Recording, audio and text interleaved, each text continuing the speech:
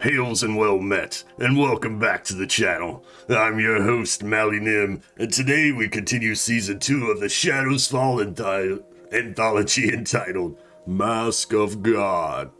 Shadows Fall is a TTRPG live play series using the Shadow of the Demon Lord system. Shout out to Schwab Entertainment with the Fantasy Grounds virtual tabletop. Shout out to Fantasy Grounds and the most excellent in-game music and sound by Sirenscape.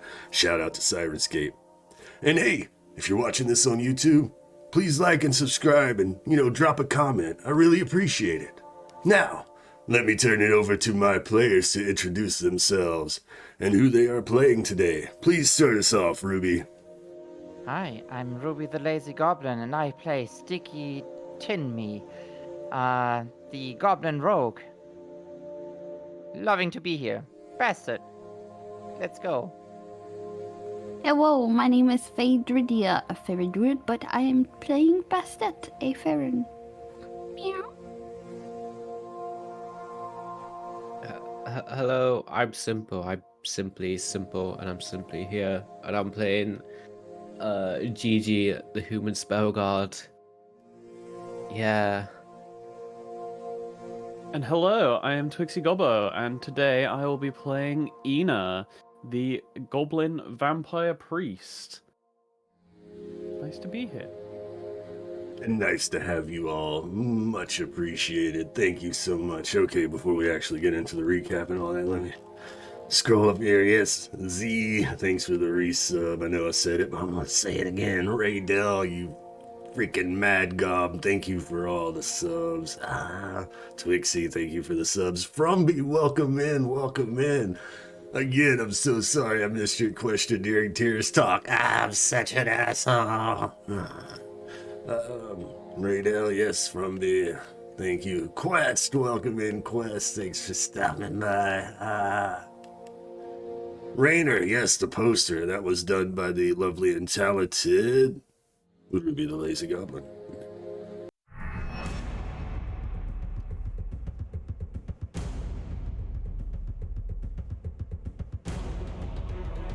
On the last episode of Shadows Fall, Mask of God, our party met with Orpheus and Faust to discuss the wine operation. Faust then disclosed his gathered information. The Cravensworth Temple Alliance was helping to fund the coming Day of Revelations celebrations, and there was a cardinal from the Holy Kingdom in town. The party plotted how to best sabotage the High Holy Day. Sticky gets hired as a stagehand for the Passion of the Prophet play. She also has a run-in with the mercs from the wine operation at her brothel, in which they learn never mess with Sticky in her home turf. Bastet, GiGi, and Eena make a few temple runs. Bastet steals the key to the wine cellar with plans to poison more wine casks, but is chased off by an altar boy wielding a broom. She returns another time and is able to fulfill her mission, poisoning 2 more casks and returning the key. GiGi alters the blueprints for the Cardinal's float in the parade. She also attempts to make foul the holy water used for mass, but her duties keep her occupied and she is unable to complete this objective. Eena eavesdrops on the Cardinal before being escorted out by his bodyguard. She later returns and is able to cause a distraction, sneak into the storeroom, sabotage documents, and nab some swag cult merch before being chased out from the premises. Sticky then brings the sisters, sans Eena, to the welcoming orgy for the adult actors, in which the lead actress perishes by way of peer pressure. And then the Day of Revelations begins. The Cardinal gives a speech, and a new symbol of Aster is revealed. GiGi's float sabotage is displayed as the Cardinal's ride comes crashing down, sending him to the dirt. Sticky attempts to disrupt the lead actor's performance and uses her position as a stagehand to ruin the skibbity finale of the play, causing the replacement lead actress to come crashing down. Finally, the masked segment of the celebration commences, with the Cardinal leading, preaching and praying about faith, test, and keeping faith during trying times where we are tested. The wine is distributed during communion, and as the closing prayer is spoken, the poison takes effect, and all who partook begin to projectile vomit wine. The episode ends as panic mass attendees flee the temple, regurgitating and slipping in their own bile. And that was the recap.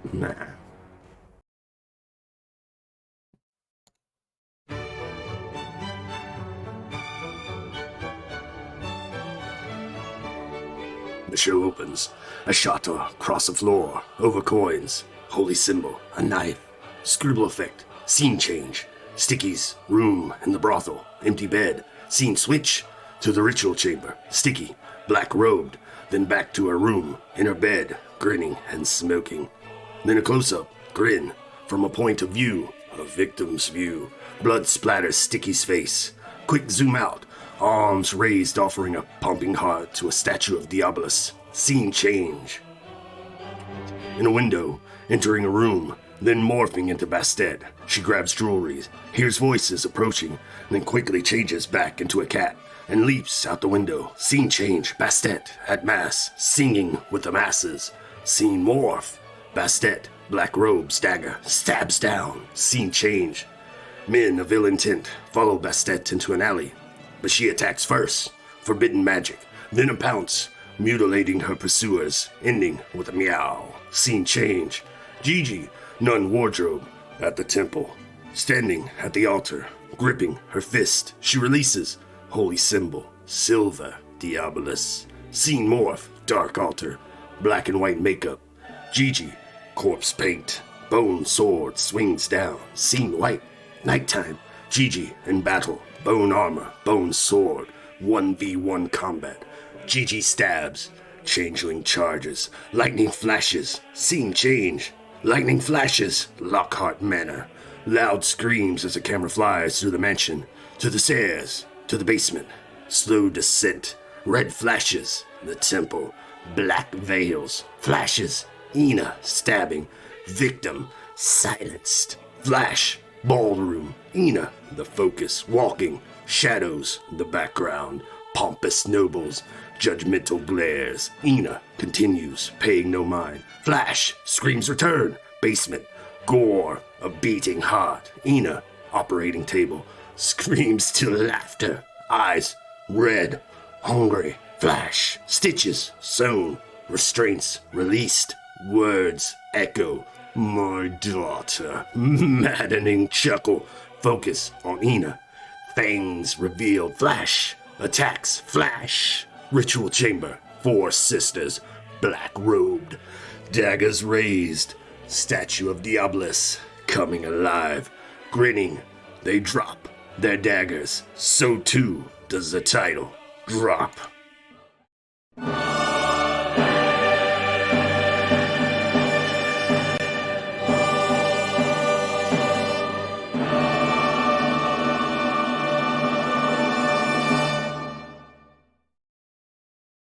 Okay, and that was the intro.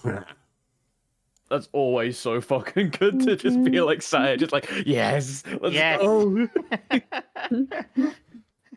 All right, let's You get. just not just talk about it like afterwards, because like that's like, oh yeah, we are professionals, but no, we can't contain ourselves. It's just so cool. Awesome. I hope you like the abridged version. Let's see. All right, so recap. We got the intro. Thank you, everyone. Twixie. All right. Twixie redeemed fortune, so you all... Does this count as cheating because I'm one of the players? No. Nah, I redeem it too. Don't worry. Yeah, it's super expensive, so if you have the points for it, go for it. All right, so we had the recap. We had the intro. And now the show starts. Thanks, Z.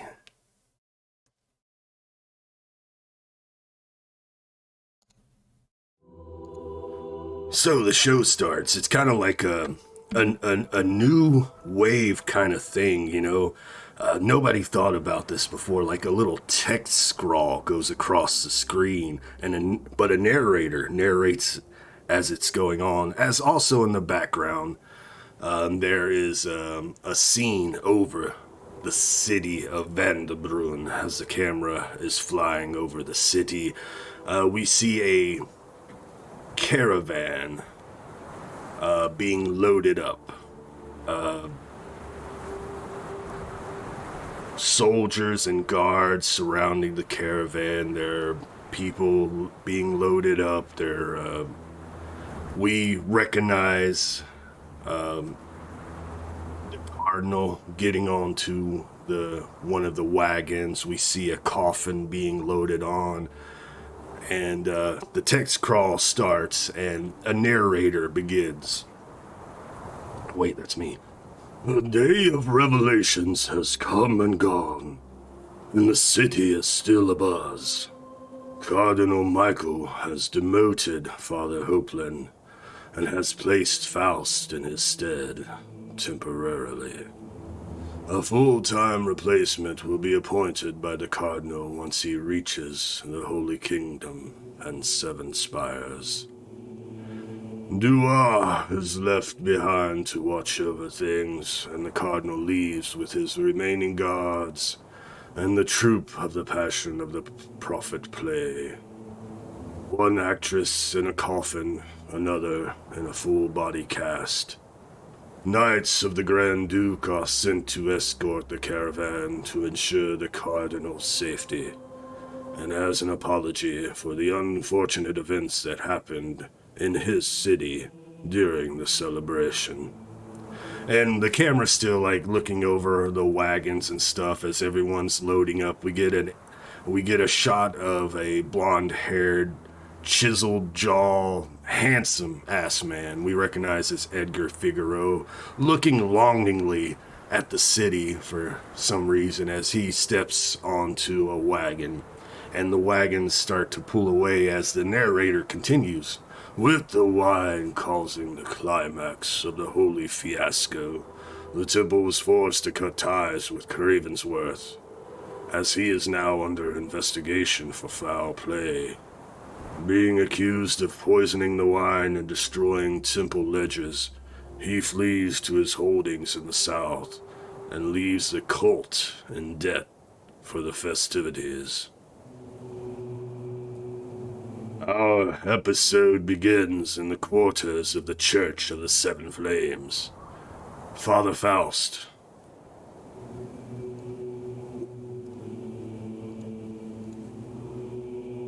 Jezebel. And Cain.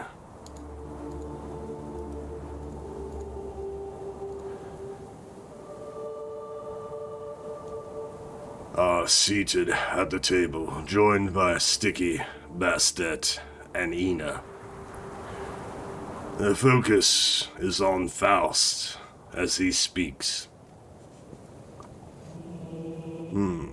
Before we begin, has anyone seen GiGi?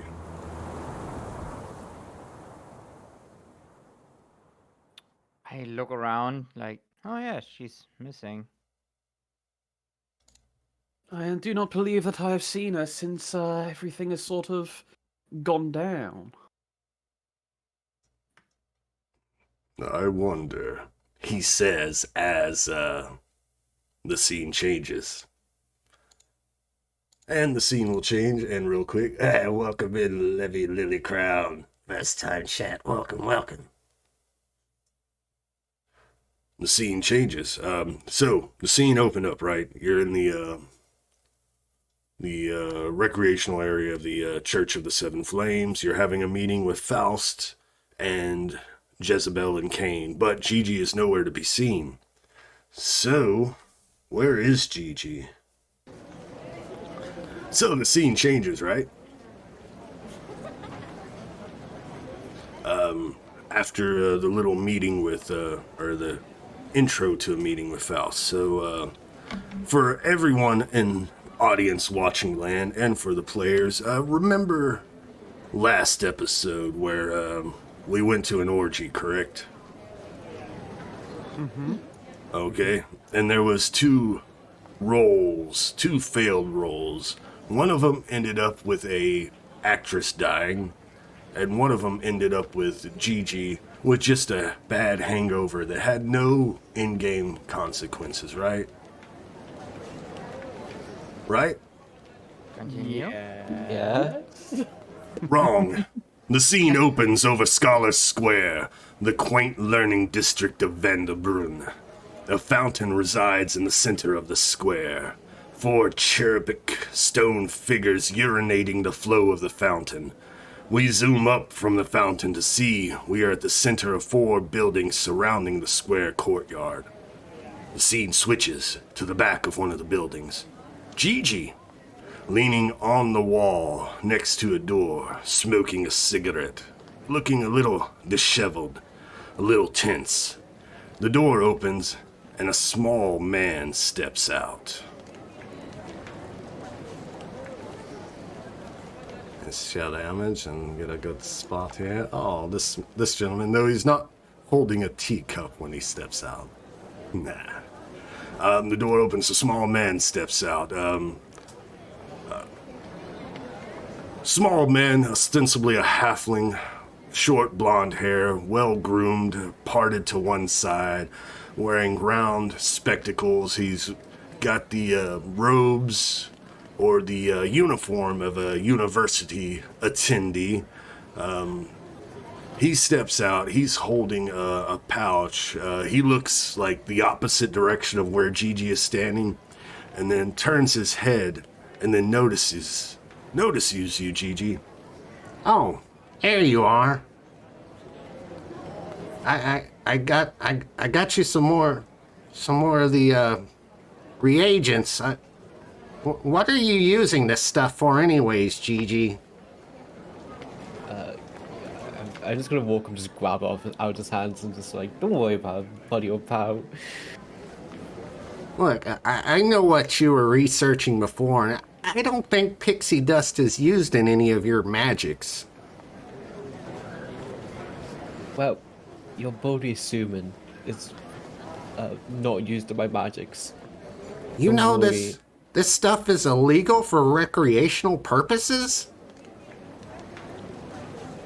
This stuff could kill you! Did you hear about the actress who overdosed on it? Yeah, sure, whatever. I don't really give a fuck, I'll be honest. Well, Okay. don't come to me anymore because I can't be caught smuggling this out of the classrooms. You're gonna have to go somewhere else. I don't want to be a part of this, GiGi. I don't want to see your life come crashing down again. I guess GiGi just leans on like, if I want to get more from you, I'm gonna get more from you. Don't think you can run away. I'm your only friend. Ah! He runs away. And the scene changes.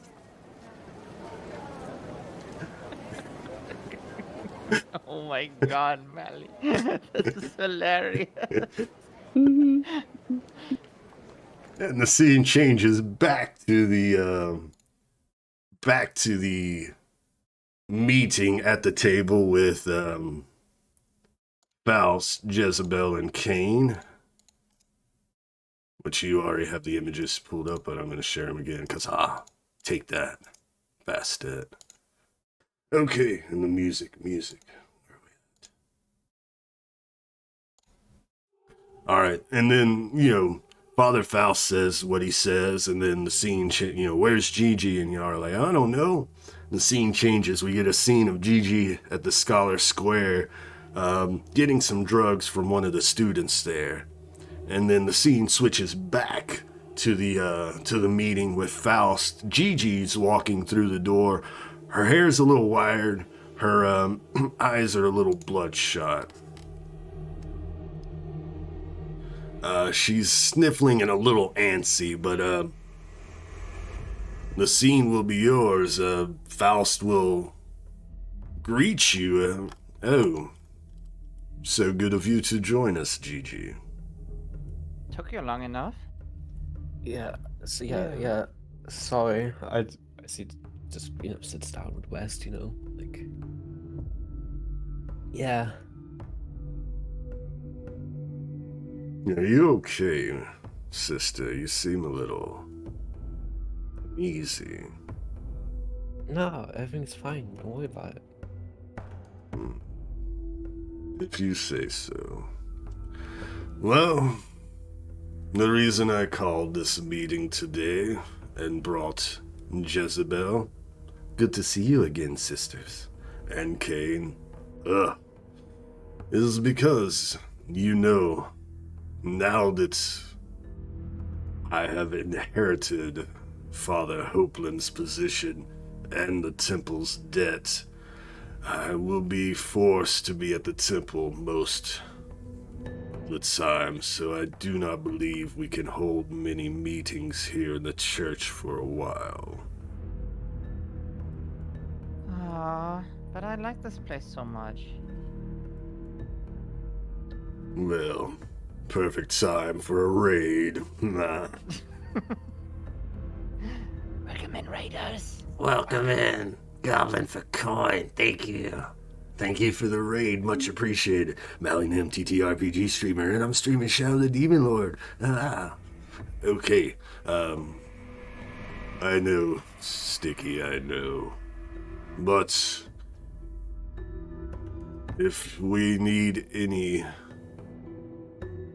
communication, GiGi should be able to be a go-between for any messages you need to send, but I will be over at the temple. I've called Jezebel and Cain here back to the church so they can watch over operations here, and I think this would be a good time to work on your training more now that we've had some more time together. I have to figure out what I'm going to do. Do you know that the Cardinal left that bitch Dua here? She's watching over me like a hawk. Dua? Who? The Cardinal's bodyguard. I might have that had big- a few run-ins with her when I was in the temple. She's not the most pleasant of beings. That big buff dude that was next to the cardinal. I think I remember them. No, dude. It's not a dude. Oh, okay. And I say we fucking kill her. Jesus, GiGi, what's going into you? I think we should just kill her. Honestly, past things in the past, I I mean, if she works for the cardinal, actually, then if anything happens to her, like, it could get the attention of the capital. So let's not do that. Good call, good call. Hey, I'm learning. Well, this position of mine is only temporarily, at least as far as I am aware. It should take the Cardinal roughly a month to get back to the Seven Spires. And then, I don't know how long it will take for him to find Hopeland's replacement. But then we'll have another month or so before their replacement arrives, unless we could possibly turn the temple around. But after the fiasco that you caused at the Holy Day of Revelations, I'm unsure how we are going to do that, but I am open to suggestions. So, what exactly are you planning now that you are the leader of that cult of the new god in this town? Well, my plans currently, I had planned it to go a lot different. This is not what I had wanted. I wanted to have Hopeland on the altar to Diabolus before I took over. I wanted the people of this city to find me endearing and charismatic enough to hold the mantle of these sheep, but Hopelin is still alive and my position is only temporary. You should see that man. He's like a lost puppy now. It would be almost sad to put him down. But yes, my plans are right now. I have at least a month to try to turn this temple around so they don't send another fuckery from the Holy Temple to watch over our operations. Maybe we should play into their plans a little bit. You know, from what we've seen, the whole new image of Astrid selling merchandise and everything. Give into this little thing, you know. Maybe stir some greed around these people here. I like where your head is at, Sticky. I'm taking notes as we speak. And maybe we can get some of our own merchandise out there. Oh. Cheeky. I like it. Yeah, I see. Put it down under the guise that it is for the temple's good. I see.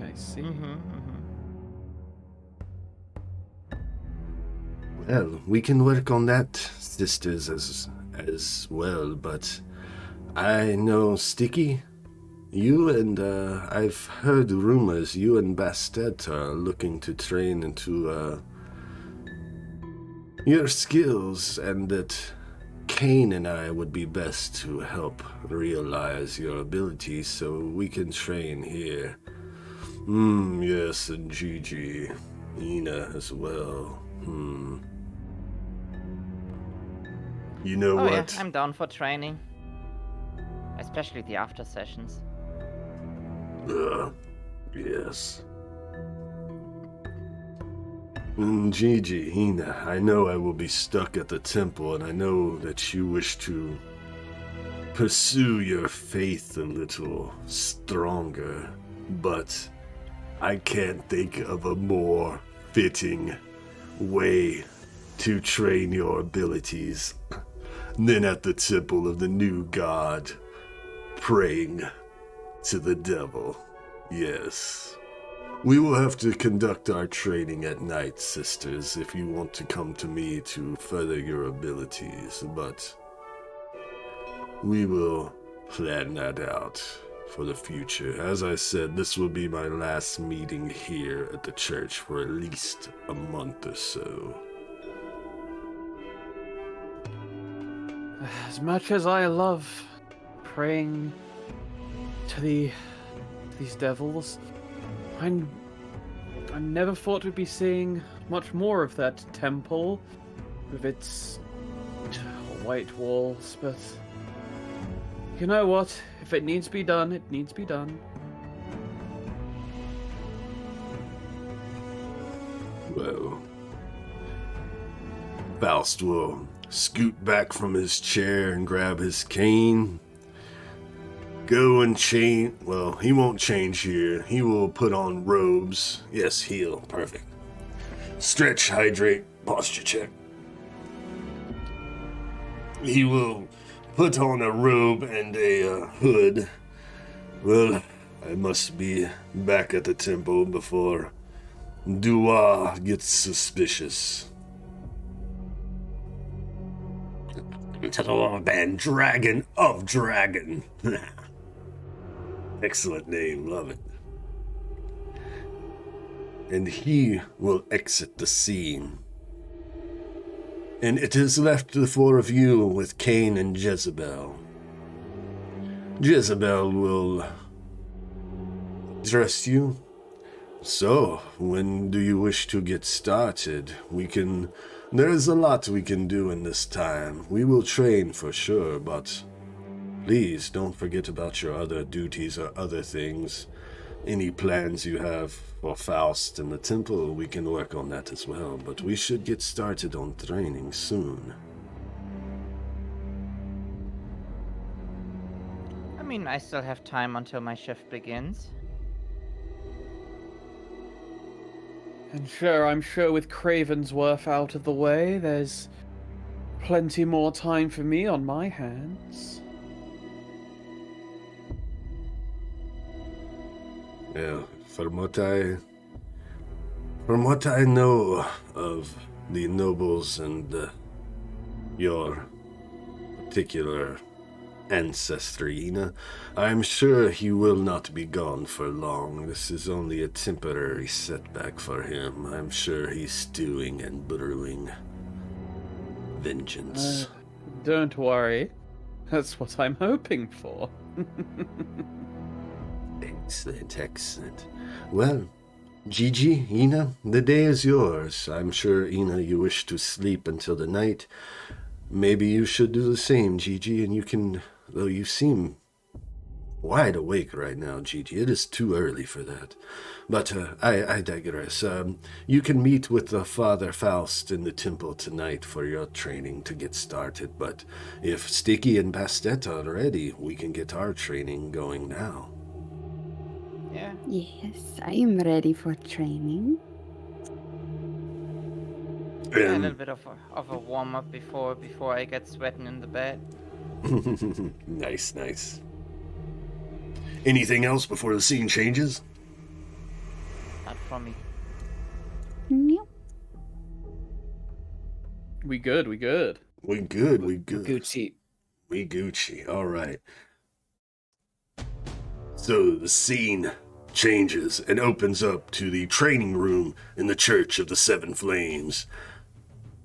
Currently, we have Jezebel and Cain armed and ready. Sticky and Bastet. Sticky, you are here, actually. Sticky, this is for you. We had this crafted just for you. It should be weighted perfect. A bronze scimitar. Oh, this one is beautiful. So, Look at the curvature. I heard you like a little curve. Who doesn't? Now, strike me. Did you quick question to the DM? Yes. Did you give it to me in the sheet? Because I don't see it. No, I didn't. Do you want me to drag you a scimitar in your sheet? Please. Yes, I give me can- a scimitar, please. I can do that. I can totally do it. Yay. Boom. Thank you. Thank you so much. You're Okay. most welcome. Okay, Faust is not in the scene, so I can take him off. There we go. Okay, so when he gives me the scimitar, I just gawk at it a little bit, see my reflection in the bronze material, like it's all fresh and new and never been used. I swing it around a little bit, and then he says like, okay, come at me, and I look up at him, and I smirk a little, and then let's roll. I guess I get a boon Trickery? because of trickery. Let's see if I hit. Does an 18 hit? Yes. But as this is Okay. training, you stop before you actually hit, Oh. right? Oh yeah. Like I dance around him a little bit, like getting the feel of the blade, making like basically like starting some kind of like fluid movements with the scimitar, and like stop before I actually hit him. Oh, this one feels good. It's like I was made for this weapon. Glad. I'm glad. All right, Sticky, time to teach you something. So Jezebel will pull out her dagger, and you be ready, Bastet. Jezebel will pull out her dagger. Cain will take a step back, and then she will start to approach you, Sticky, and then you see her foot. She shuffles her foot for a second and looks like she's about to kick you, right? Mm-hmm. And as you're distracted by her feet, her dagger, she shoots forward and her dagger is at your throat.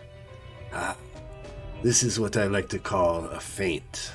You need to make sure your enemies keep their eyes elsewhere from where you wish to strike. Now, you try. It's a neat trick. Okay. Yeah, I get into position. So should I try to use a combat feint? Yes, you should. Cool. Okay. Okay. So I get 2 boons now. Let's see. Holy shit! So I'm a natural. what does your feint look like? So, looking at like what she does, you know, I placed the scimitar like behind my back, and I just my whole body like swings to another like one side to the left side, and like it looks like I want to spin around and do like a spinning attack, like to the left, but like before I pivot, suddenly the scimitar comes like out of my right side again, and that's how I basically like try to maneuver out Jezebel. You are a quick learner, Sticky. Beautiful, beautiful. Now, Bastet. Yes. She takes a few steps away from you, Sticky, kind of circling Bastet. I'm just like in the meantime, I'm just getting more and more attuned to the scimitar, just having a lot of fun with this weapon. Oh yeah. We see you in the background swinging around. Kane still leaning up against the wall, smiling at you as you work. And Jezebel kind of starts circling Bastet. And then she rushes at you, Bastet, and she kind of gives you a punch in the gut.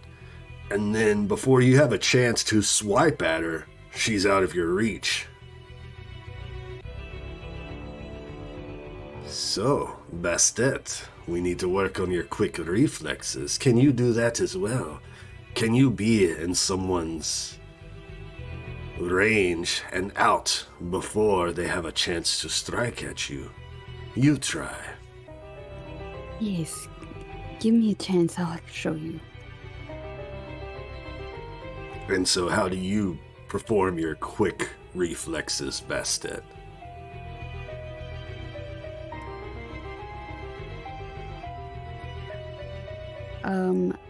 Bastet is going to,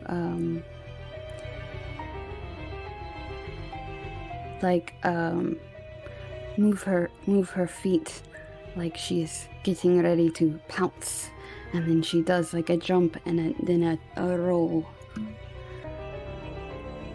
Nice. So you jump at Jezebel and give her a little slash with your claws, and before she has a chance to attack you, you have rolled out of her range. Yes. Excellent. Well, we shall work on these more. Work on these abilities. Train them. Train your feint. Train your quick reflexes. Yes. And we have a little montage, right? Because you know I fucking love them.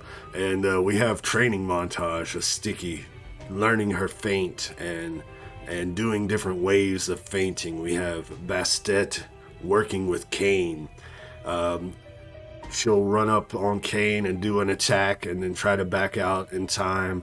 Most of the time she's out of the way. A few times he does catch her with a punch in the gut, but it's just good.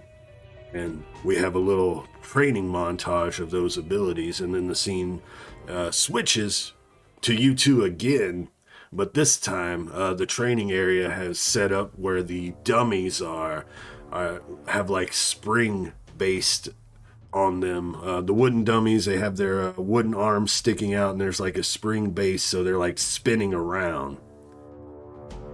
And then also in the back where the archery targets have been set up with 4 chests of varying styles. Locked chest.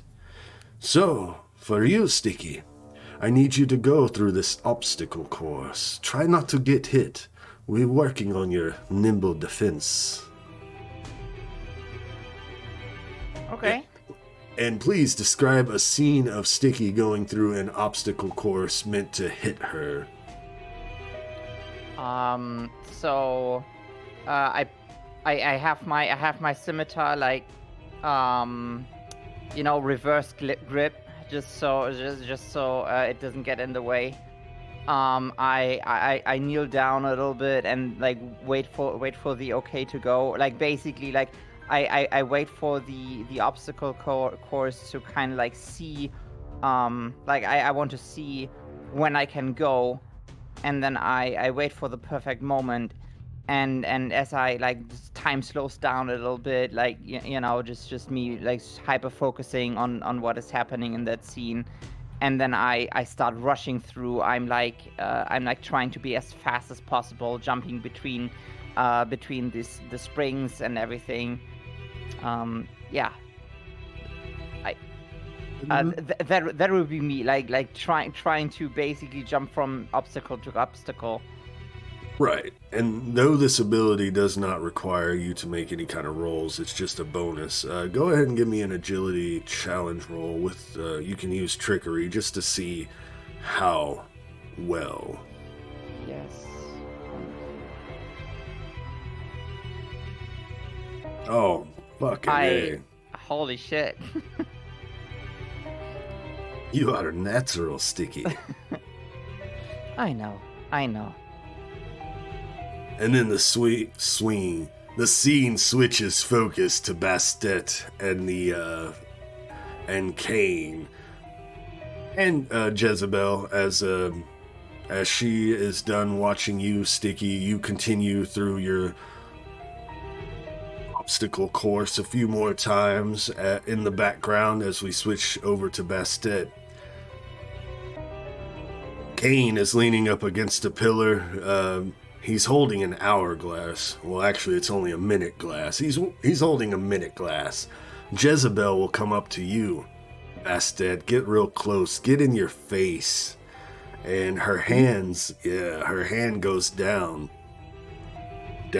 your thigh, and you can feel, the nimbleness of her fingers, and she, yes, and then the scene as we get the close-up of you side by side facing each other, a side shot, her hand comes up into frame and it's holding a set of lockpicks, which I'll add to your inventory in a little bit. You need to No, put those in there. oh my god. Sorry. Oh no, it's fine. She's holding up some lockpicks. She says, you need to work on nimbleness with your fingers. I have heard of your exploits before, how you had to steal a key. Well, hopefully you won't have to steal a key anymore. Now, before you are 4 locked chests, each one a little bit more difficult than the last. The last one has not a prize, has an object in it. And once you retrieve this object, I need you to place it within Cain's person without him realizing it. A reverse pickpocket, would you say? Yes. So, in Shadow the Demon Lord, picking a lock usually takes 1 minute of time and concentration and a roll. But with your new ability, Bastet, it only takes an action and only requires a roll if the lock is difficult. So, Jezebel says, "You have 1 minute to perform this task. Let's see how you do." Yes, Jezebel, I'll show you how nimble my fingers are.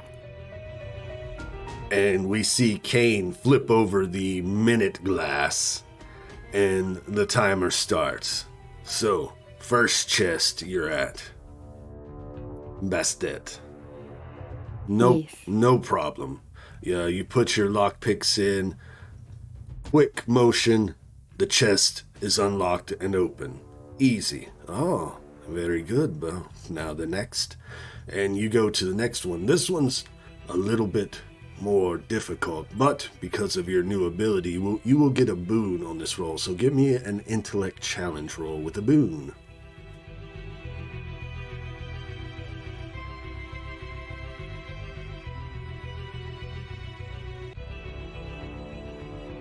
Easy. You're able to get to the next one. Click, click, clack. And this one opens. And then the next one's a little bit more difficult. So this one's going to be at a Bane. So this one will cancel out your boon. So it'll be a straight roll.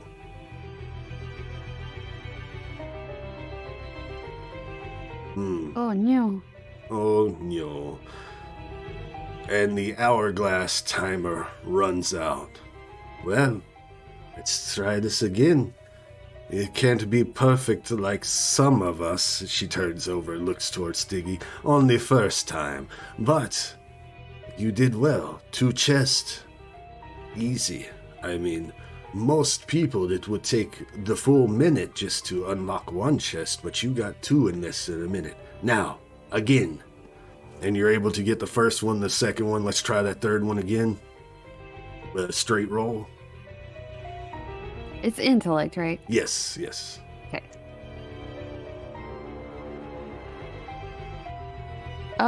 It's... It is better. I can't... Yeah, you'll need... my cat ears are very, like, wiggling a lot right now because they're very, like, frustrated because they're like, I wanted to show Jezebel that I could do this. Well, your fingers are nimble, but not nimble enough. Again. Yeah. And we'll do one more before we switch scenes. Let's try this again.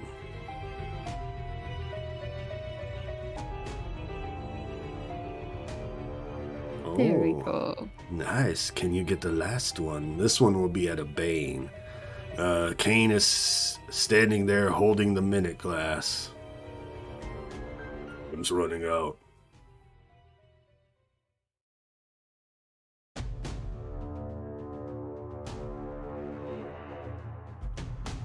Easy.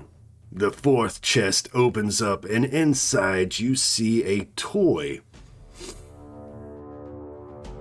A toy? A phallic-shaped toy that you need to place on Kane's person without him realizing.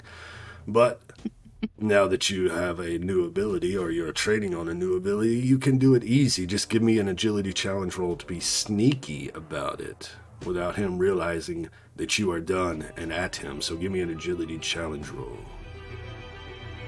Do I add anything? Any boons for this? Do not think so. Yeah, I don't think so.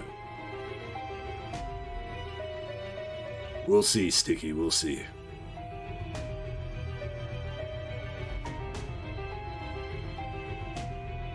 What is happening to my rolls right now? No.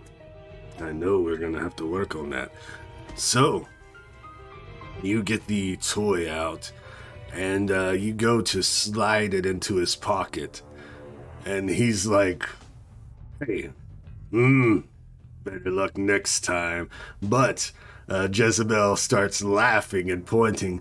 Oh, are you happy to see me, Kane, or is that a dildo in your pocket?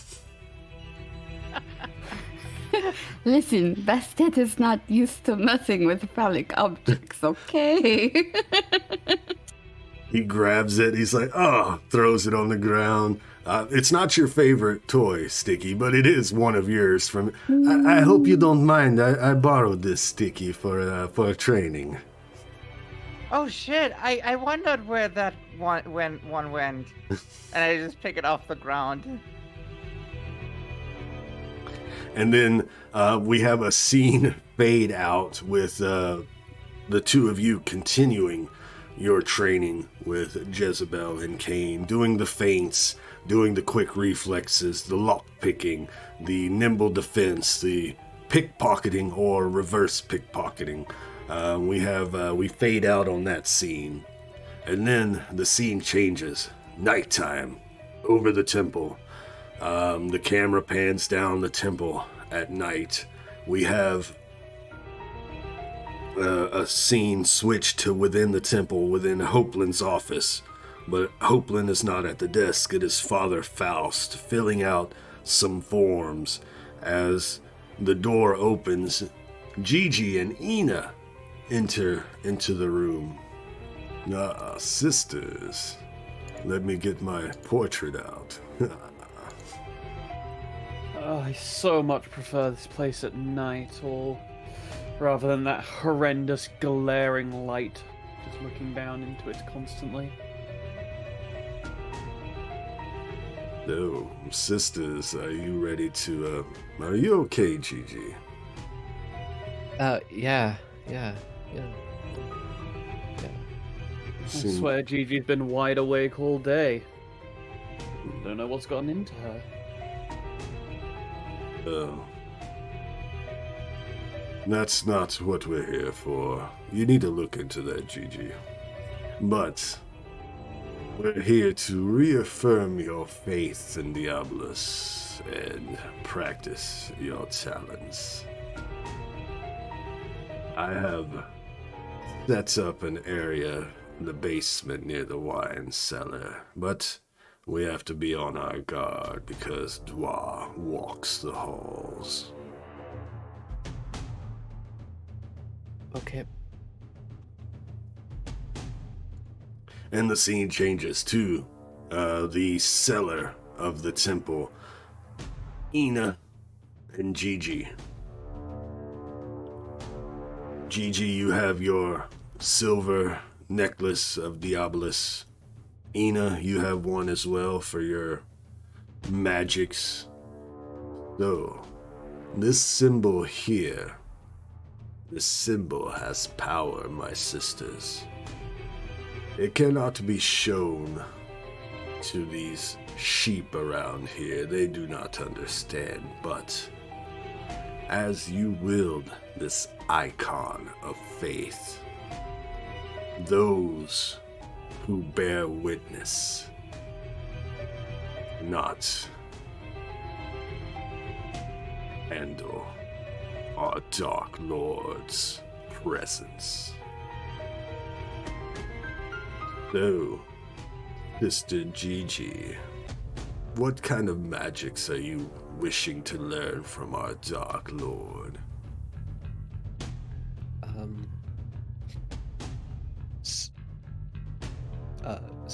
Salvat. Oh. So edgy. A necromancer into a shadow priest. I love it. And you, Eena, you're trying to strengthen your magics. Yes, in general, I'm just looking to up the ante a little bit. Try and push my limits, as were to say. Yes, the Dark Lord has already granted you some powers, but yes, let's strengthen these bonds. So, if you wish, you two can tell me how it looks when you try to do your training and your prayers. Starting with you, GiGi. I think, this is playing to the Diabolus with the silver medallion and with the icon of faith. want to do more detail on that? No worries. So you start to pray and meditate, holding your silver symbol, and we will come back to you. Eena, you start to do the same, right? As Father Faust is standing over you two, you are kneeled down, praying, meditating. But Eena, every time you start to try to focus, you just start hearing different voices in your head. Like, you close your eyes, focus on the symbol of Diabolus, and then you hear Cravensworth's abomination. I mean, daughter. And your eyes open for a moment.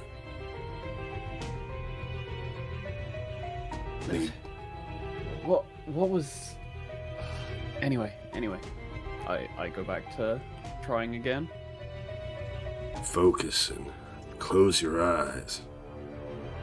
Goblin in high society. Another voice. And Faust notices you, notices your eyes, your closed eyes kind of twitching and, making like a cringe face.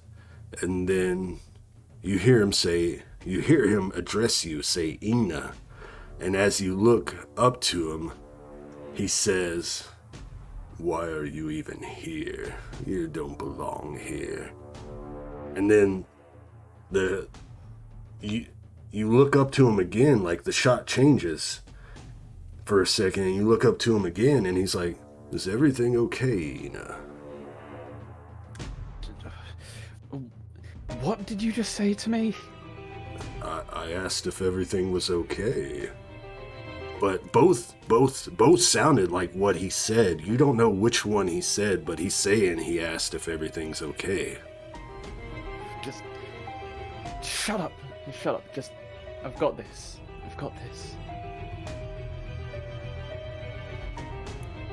Cravensworth's abomination, Goblin. Worthless. Shut up. Just shut up. Eena, we do not have to do this training tonight. No, we have plenty of time. If you need a day or two, a break, please clear your head. Leave and never come back. You're worthless. No. This has got to happen now. I'm more than capable of it.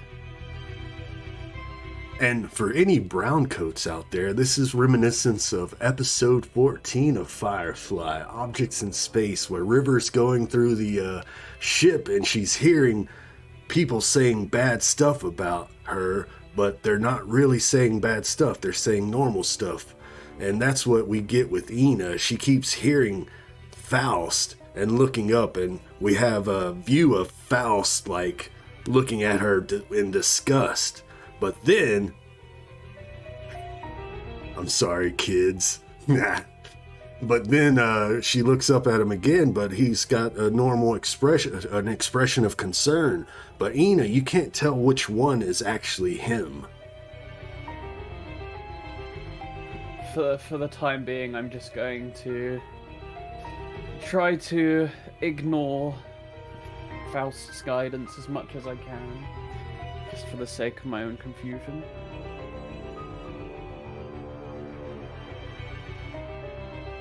I'm sorry, Eena. I need to work with GiGi now.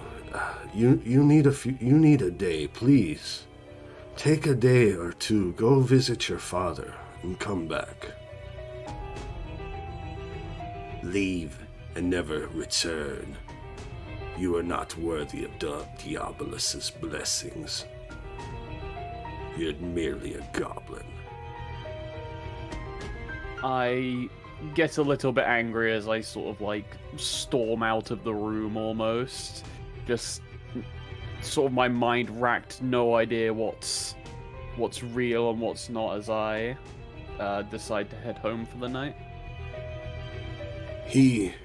Father Faust will give a quizzical expression as you leave. He's like, I hope she's okay. And then he looks down to GiGi, and GiGi is completely focused. Grip on the amulet. And then we switch scenes to, like, we zoom into GiGi's face, into her head, and we see her standing before a lake of fire. The sky is red, the wasteland barren around her, as rising from the lake, we see a great horned figure looking down on GiGi, and we hear a voice. From the shadows, you emerge. And then we don't see this figure anymore.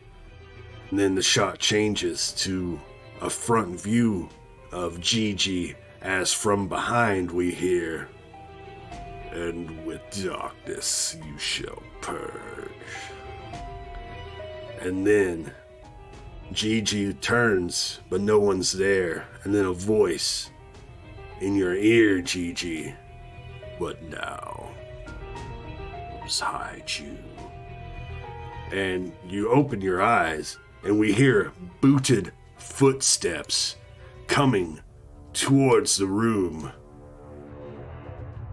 But you feel this new magic within you.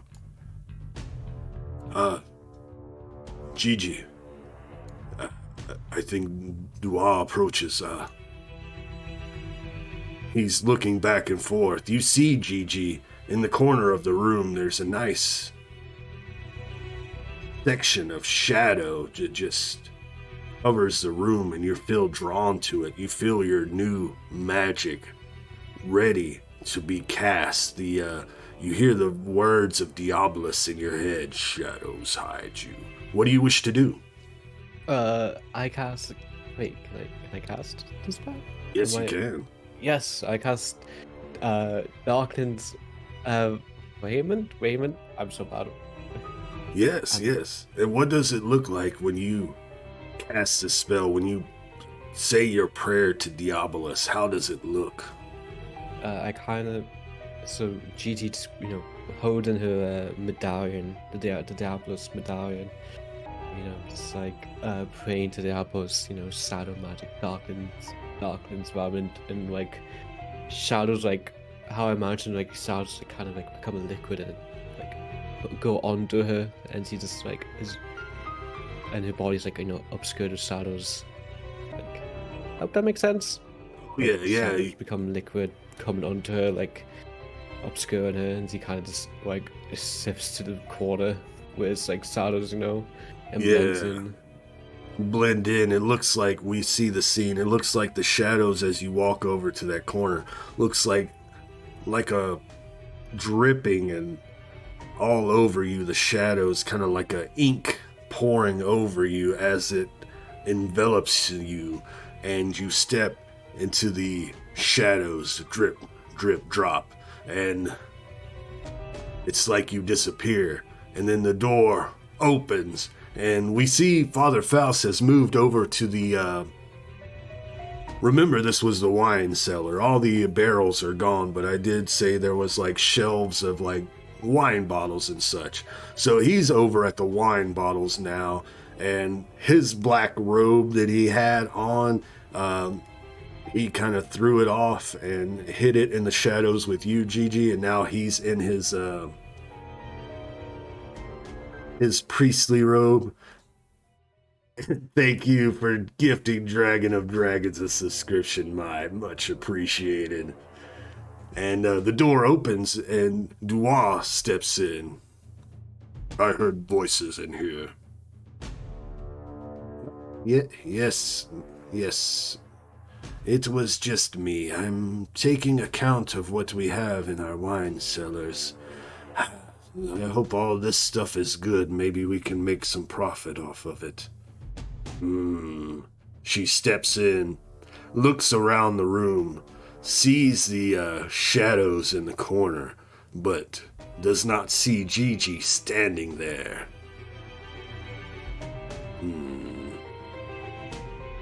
Well, I shall continue my rounds.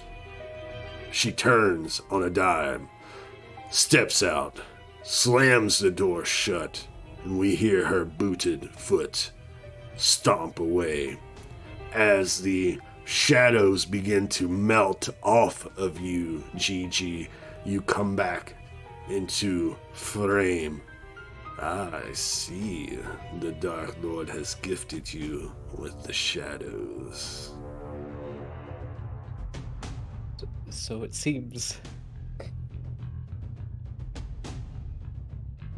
Yeah. Excellent. Excellent.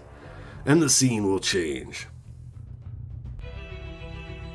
And we will stop music now. Okay. So now, spoiler, we're going to have individual scenes. So we're back to Sticky. I'm here. Oh no, I know what that music.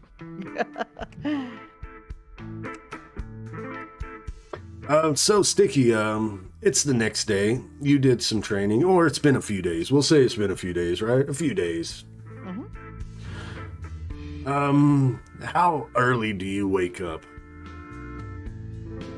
Normally. As early as the sun hits, kinda deal, I think. And do you keep your door locked? In the night? No, it's just closed. It's not locked. Like, you know, because like for me, this, like the brothel, it's a safe space. You know, I don't need to lock my door. Excellent. So as the sun is creeping through your window, Sticky, shining its beams on your eyes flutter awake. There's still a little bit of makeup from the last day. Yeah, stretch and everything. And then your door burst open. Ah!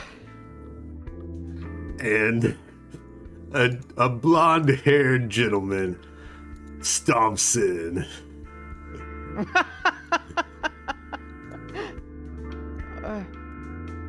What? Edgar? Sticky, my muse.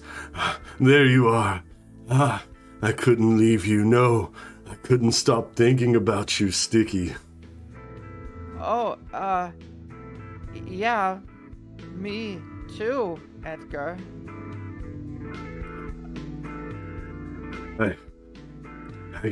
We spent a few days on the road and just couldn't stop thinking about my performance. You, after that amazing blowjob and wine, I just killed it. You saw me on stage, right? Even though the DM completely forgot about it right after it happened, I had such a great performance on the stage. Yes, you were amazing. In my head, like, I totally botched that job. No, you are my muse. Please. I've been thinking. I started on the way. On the way we were out, I started working on an idea for a play. Please, be my muse, be my co-star. Please, join me at a play. Wait. Maybe I just woke up, but you want me to be in a play? Yes, you are my muse. I will be nothing without you. I've even started working on it. Please, Sticky, lend me thine ear. Okay, I can lend you my mouth as well if you want. Not right now. I need you to pay attention though. Okay. Here's my well. Before that, we will train. I will train you to be an actress. I will teach you how to speak and how to act. You know what? I'm in. So, this is what I've got so far. Sticky. Lend me your ear. Okay, come here. Close the door. Close the door. He closes the door, he comes and sits on the bed, and he pulls out some parchment, and, it's got a bunch of scribbling on it. To you. Oh. I look at the scribbling. I starting to sweat. Here, I will read it to you. This is what I've gotten so far. So, Okay. So I will play the part of Edward Sparrow, and you will be Vivian Shades. Okay, Edward, played by me, Edgar, is a cutthroat merchant from the capital. Vivian, you are a prostitute. Just a normal day in the district. Circumstances bring us together, and I hire you for the night. But we don't end there, no. I then hire you to pose as my girlfriend for a week-long series of business events. There will be a dress-up montage, because you have to keep up appearances during these events. I will fall in love with you, and then I'll fuck it up. But then I will realize my mistakes. But you'll still reject me, and maybe I'll reevaluate my life. And then I return to your brothel and climb up the side to rescue you like a knight in the stories. Not like the ones around here, they would never. But yes, you fall in love, and we live happily ever after. What do you think, Sticky?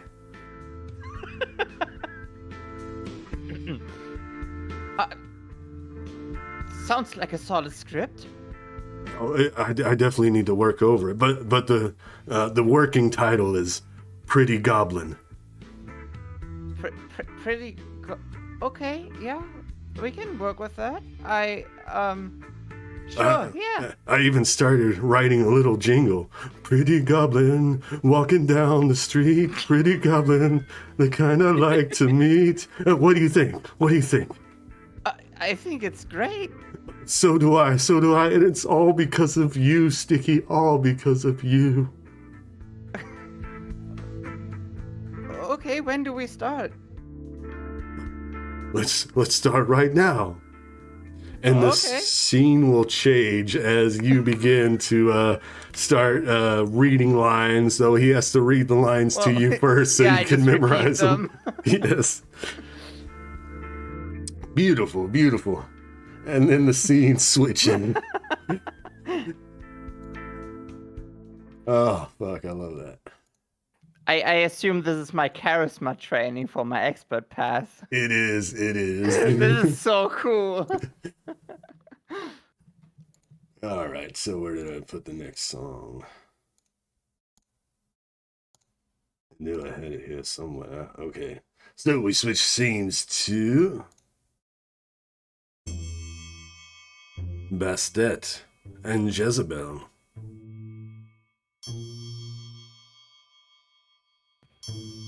Yes.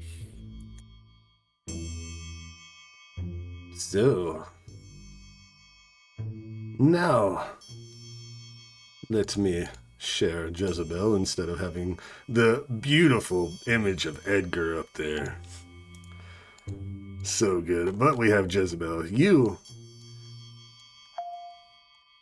So, Sticky. Sorry, Bastet. So, Bastet. You'll need a little more work, a little bit real world work. The scene opens. I'm sorry, were you going to say something? No, go ahead. The scene opens in Sparrow's Perch. It's a busy morning. There are merchants and nobles and other workers milling about the noble district. So, she kind of like pulls you to the side, right? The scene kind of gets you kind of like huddled up. And she pulls out something, right? And you look down at it, and it looks like a minotaur cock. and she like winds it a little bit, and it starts like moving and vibrating. She's like, "This is Sticky's favorite toy. It would be very bad if something would happen to it. I nabbed this from her room. I am going to put it into the bag of a visiting merchant. I will place it in their messenger bag, and it is your job to take it before this merchant finds it during a transaction, and might ruin his reputation, so we wouldn't want that. So, you need to take this from this merchant and return it to Sticky's private lockbox in the brothel in her room. Unlock her box and put the cock in it. Yes, okay, I will. Yes. Right. So give me 5 minutes, and then your task will begin. And she disappears into the alley, and then we get a cut that says 5 minutes later. So you're standing there at Sparrow's Perch. There's a bunch of different workers, like I said, nobles, and a few merchants milling about. You're looking for someone who looks like they're not from around here. Give me a perception challenge roll.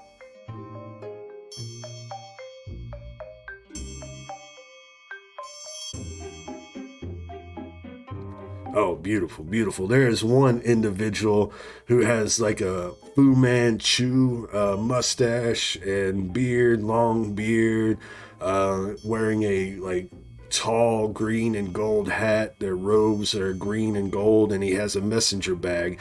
And you do see like the head of a minotaur penis sticking out just barely of the edge of the messenger bag as he walks by. So what do? Oh, yes, that definitely looks like that belongs to Sticky. I must go get that. Your ability, pickpockets, as long as you can see it, you just do it. So, give me, to not be seen though, to not be noticed, give me an agility challenge roll. Straight roll, right? Yes. In your case, it would be a gay roll, though. Are there any boons you wish to use from the pool? Yes, if I can. Is Are there there? any boons? Who's the note taker? Yes, there's a boon in the. Sorry, I was muted. There is a boon in the pool from last time if you want to use it. There's Okay, a boon, a cool. fortune, and a bane. So just roll a d6? Yes. Okay.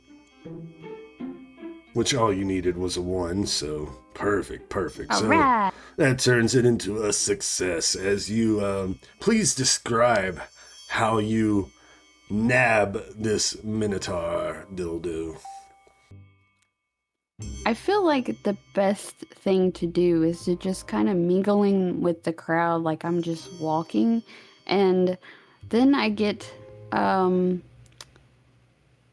get beside him, and just start like chatting, like, oh hey, isn't it a pleasant day today? And while I'm talking to him, just like reach into his bag and grab it and put it in my pocket. Oh, beautiful. Yes, it is. It is a nice day. Oh, what can I do for you, madam?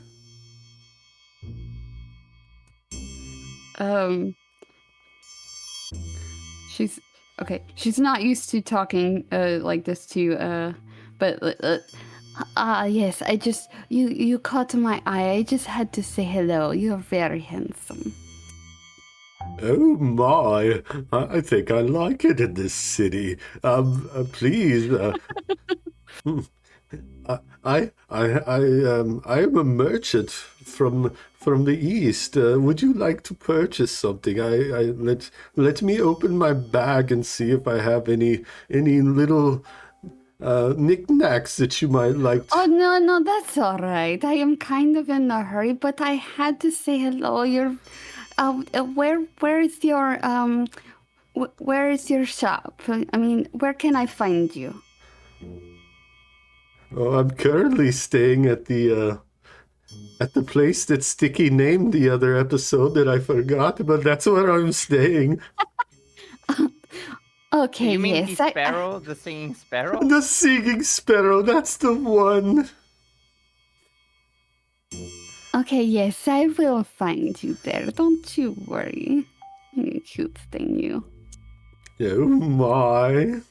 And as you step away and he turns, we get a shot of your hand sliding into the bag, gripping the head of the object and slipping it out. As he turns, he doesn't even notice, and you're able to put it in your pouch before anybody else sees. And then the scene changes to outside of the Golden Brothel. How do you wish to do this? Oh, okay. Well, I mean, cat form. Okay. Yeah. I changed into cat form. So window or door? Window. All right, so we get a scene of Bastet at the brothel. She morphs into her Sphinx cat, and the camera follows her as she pounces up different window seal ledges until you reach Sticky's. You look into the room, and Sticky has like her own personal bathroom. So there's a door open, and we see Sticky in the bathtub with bubbles, and there's a blonde-headed man with some paper standing over, and it looks like they're talking with each other. Okay, Well, I Edgar is probably talking. Yes. okay, so I'm trying to sneak this back in without Sticky seeing, or Yeah. I'm just returning it. Yeah, without her noticing. That's part of your training, is to not get caught. Oh, okay, yeah, okay. So I'll go over to where I think Sticky might keep her collection. Oh, yes, you pounce into the room, kind of sneak over. We see in the background, we see Sticky in the bathtub and Edgar, and we can hear muffled voice because we're not focused on them, so we can't hear what they're saying.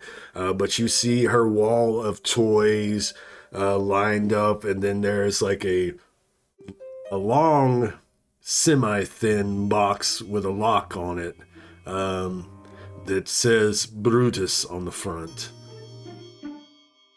Oh, I must return Brutus immediately. It's very important. So, this one is another difficult lock.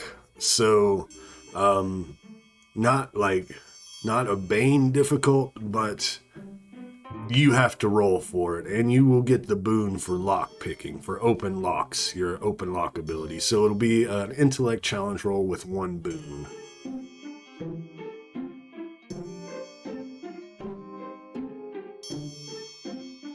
Why? You're gonna need some more training. What was that noise? Well, no. Huh? Your agility challenge roll, it was the lock picking that failed, so you haven't been heard yet. So I will give you one more try. Okay. As you start to hear, we see it, and you hear the click, but it doesn't open. Right? We get the scene, a close-up shot of you fiddling with the lock, but it doesn't open, and we hear from the distance Okay, okay, Sticky. I think we should probably take 5 for now. You've been in that bathtub too long. You're getting a little wrinkly. You think it's not good for my skin. Oh no. You think you have one more opportunity, Bastet? Try it again. And you said it's With a boon. one boon and it's intellect or agility? Intellect. Yeah, okay. You passed your agility already.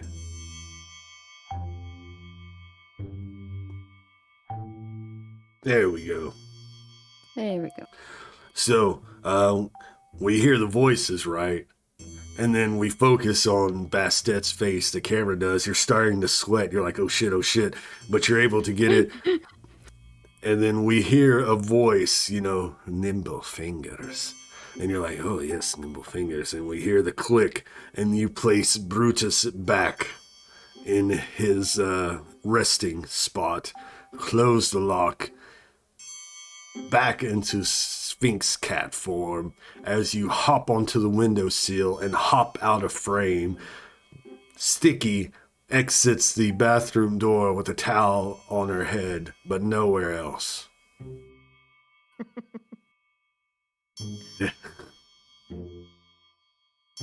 None the wiser too as the scene goes black. Back to GiGi's training. She kept hearing the voice, Diabolus. She saw his form but for a moment. In that time, GiGi, you remember, instead of being awe-strucken, you just had, instead of awe, it was fear you saw when you saw Diabolus. But during now, on a new night of training with Father Faust. So, GiGi, it is the devil who we pay service to here, and his host of devils, but most normal sheep cannot look upon a devil without disgust or fright. So keep that image of Diabolus in your mind as you pray. Think about his devilish form. Remember the statue in the church. Do not let fear overtake you as you look upon the devil. Revere him. Remember, he is our Dark Lord.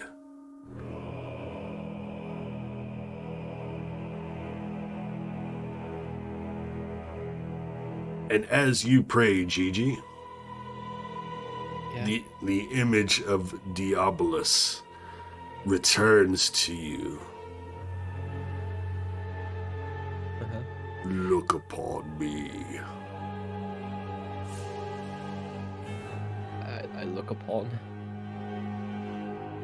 Give me a will challenge roll, but oh god, I don't remember exactly what your ability did, but I think it gives you a boon? Yeah, will challenge rolls with one boon to resist fighting and horrifying traits. Excellent. So go ahead and give me a will challenge roll with a boon. Yes. So where once was fear while hearing the voice of Diabolus, once was terror, now you revere him. Reverence flows through your mind and your body.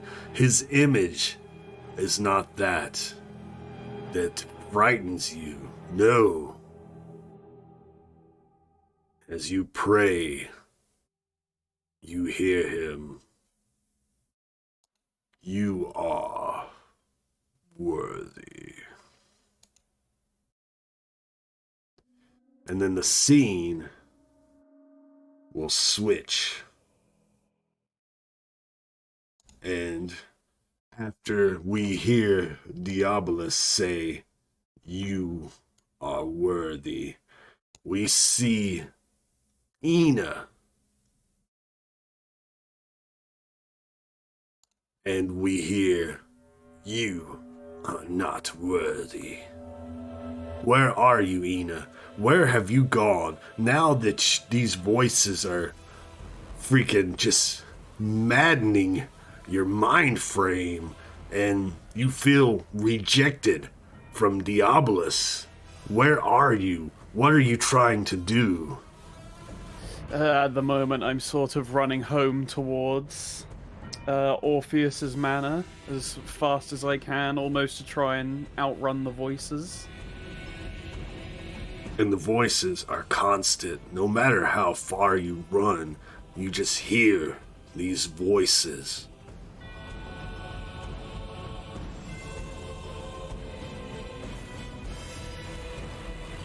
I'm just gonna keep running, sort of like holding my hands over my ears.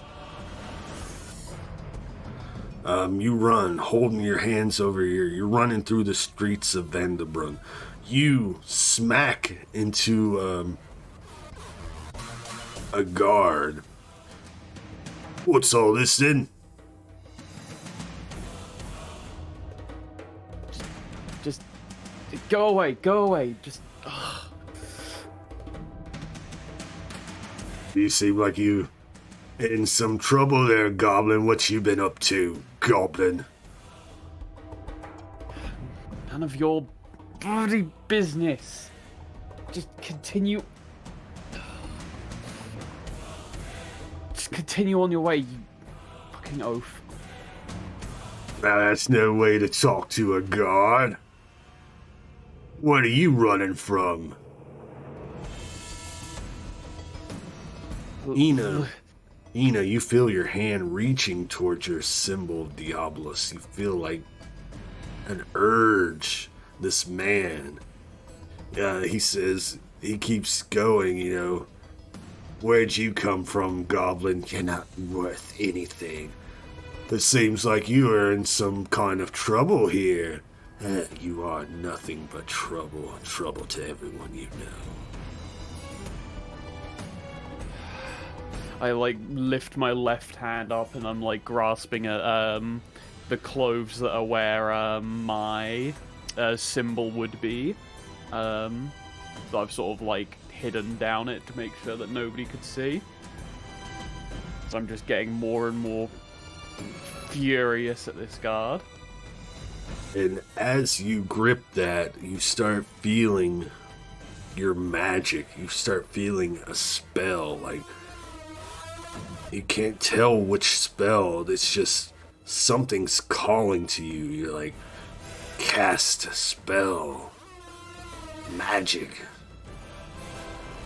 I start to feel more and more angry as the time goes on. Just this guard steadily approaching, feeling like I'm backed into a corner. The voices overwhelming as my right arm pulsates almost as if something is flowing through it as I finally give in to the voices and I just launch whatever power I can out of my right arm towards him.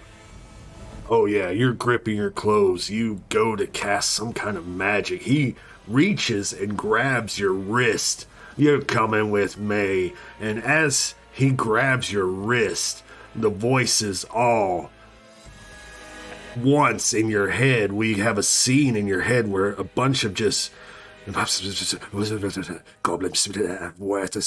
abomination just in your head, and then we see after that your vision.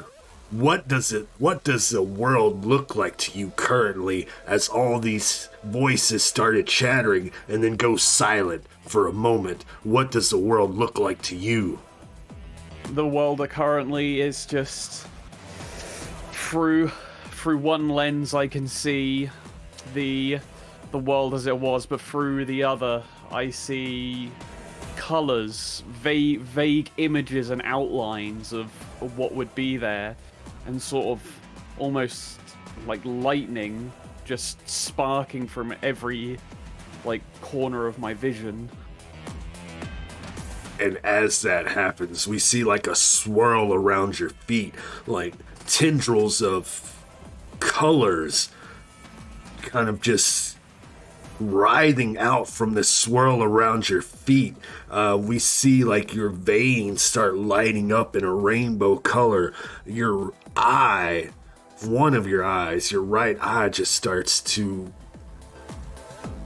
shimmer like a rainbow, and a tendril shoots out of that eye into the forehead of this guard as the other tendrils are wrapping around, and they wrap around this guard. And what does it look like when this chaotic destruction unleashes?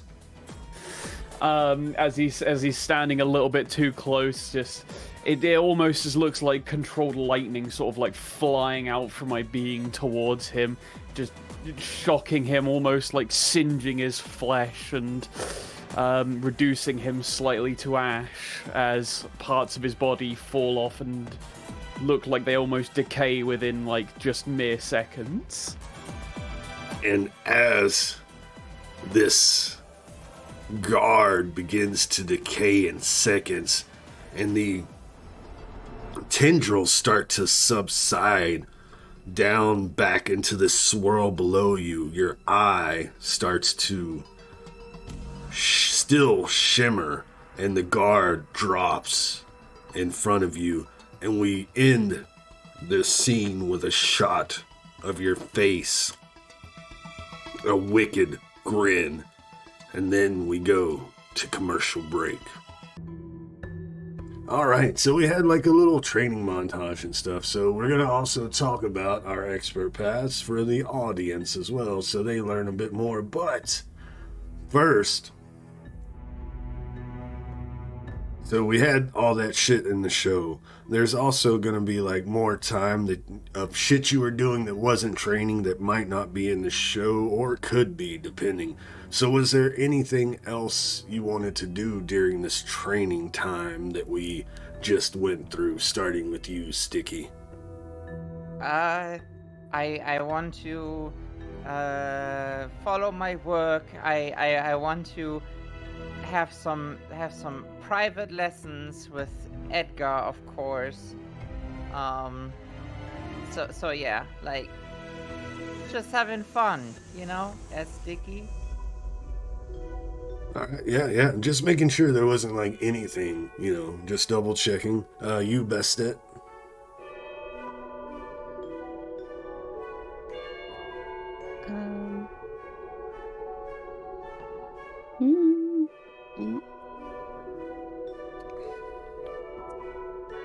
Or as a party, we can ask as a whole party if there was anything you wanted to do as well. I'm just trying to go through individuals.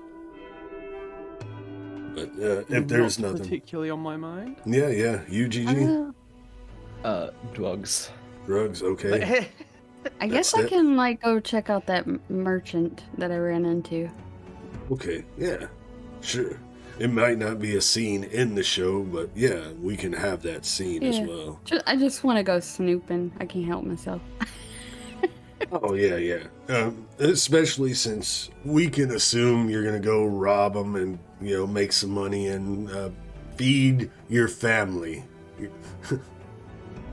And your stock up your roommate's pantry.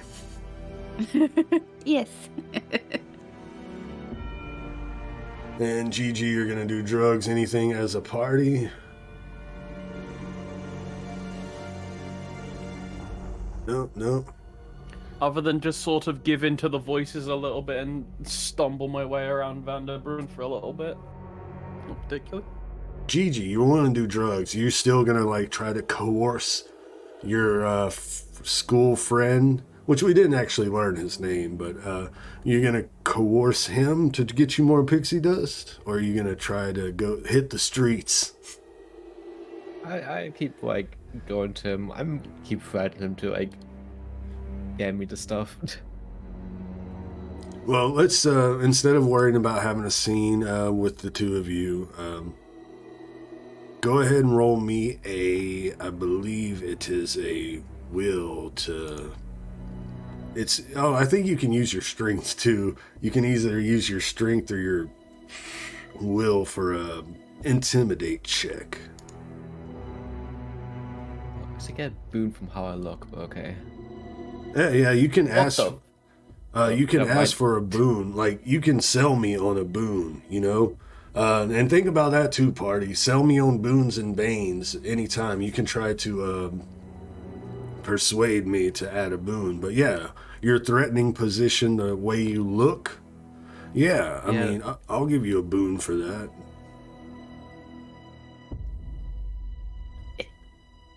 Oh. Yeah, so one more. Oh. One more, at least once more, you're able to get drugs out of Millhouse before we have to roll again and see if he finally, actually, never mind. I'll think about it. I've got ideas. We'll discuss them another time. But players, we had a little training montage where we trained up your abilities. I hope that was cool. I hope you enjoyed it, incorporating your level up into the session. But if you wish, starting with you, Sticky, go ahead and tell everybody what expert path you chose and what abilities you get with it. Okay, yeah.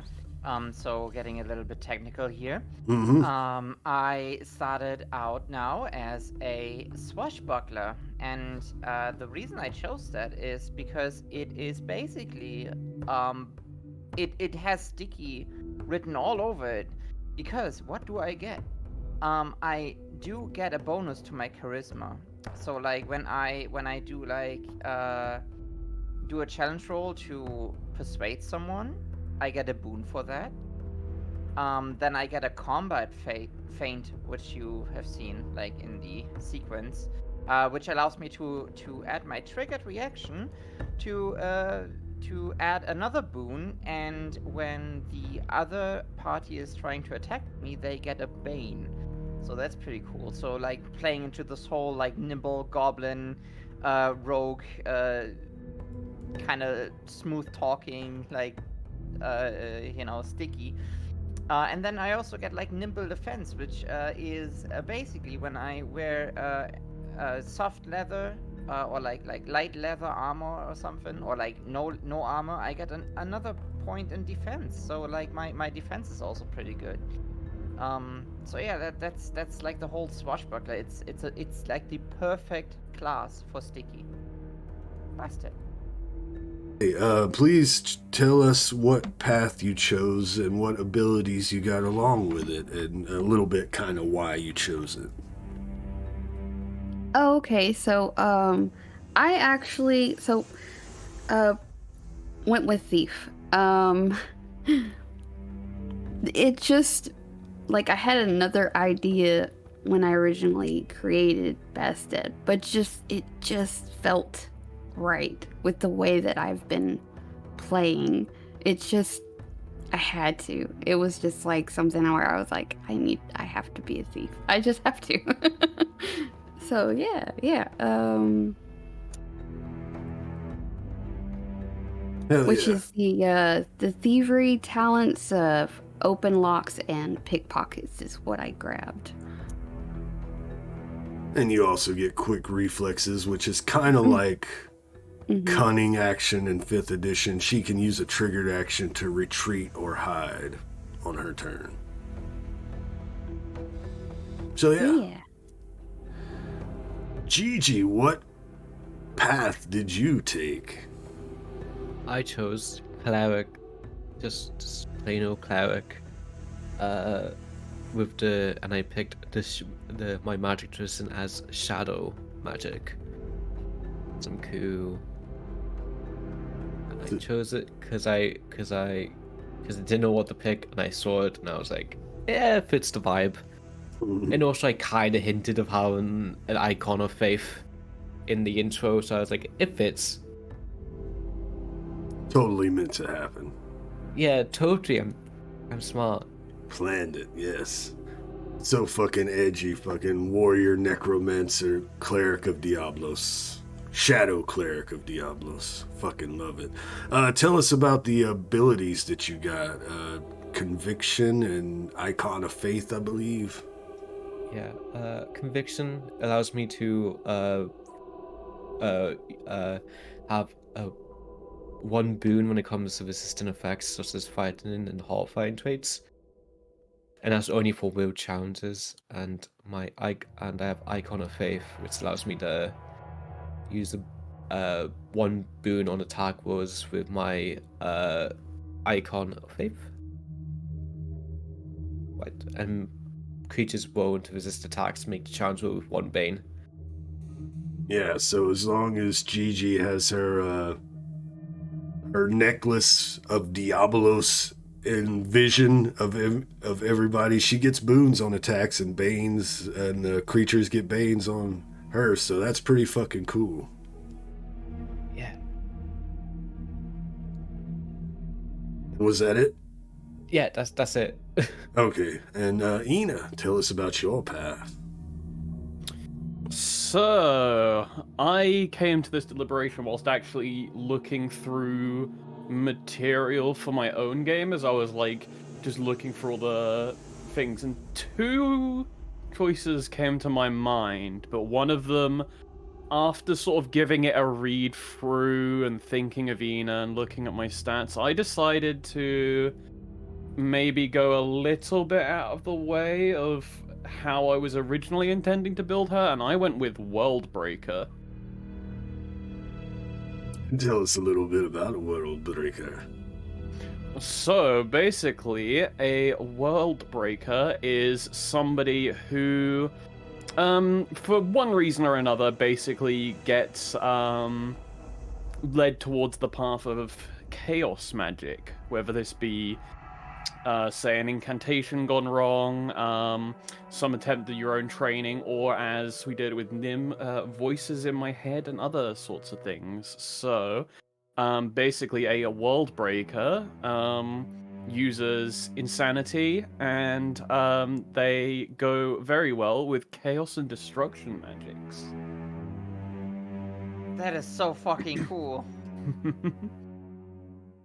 We're gonna have plenty of weird quirks, so like twitching, giggling, you know, talking to people that aren't there, sort of thing. You know, just the usual. And I do only get one talent, but I feel that it's a pretty fun talent. So, what you saw in the little introduction to it was actually chaotic destruction. So every time I roll a chaos spell, I have to roll an additional d6. On a 6, I gain 1 insanity. However, I don't become frightened, and chaotic energy spills from my body for a number of rounds equal to my insanity. And basically, any creature that ends within a square next to me will take 1d... unless they succeed on an agility roll, will take 1d6 damage, and plus 1d6 per point of power I have. What the fuck? So basically, if I go insane, I do a shit ton of things. Okay, I'm gonna stay away from you, like, long distance now. Oh, trust me, and for any not familiar with the Chaos tradition, there's gonna be a lot of extra rolling and randomness to my character. So, either I can absolutely do the most crazy things, or I will absolutely fail on everything that I do. So, and the best part is, I can bring you along with me. I don't like this. I don't like this at all. It will But be it's glorious. so fitting.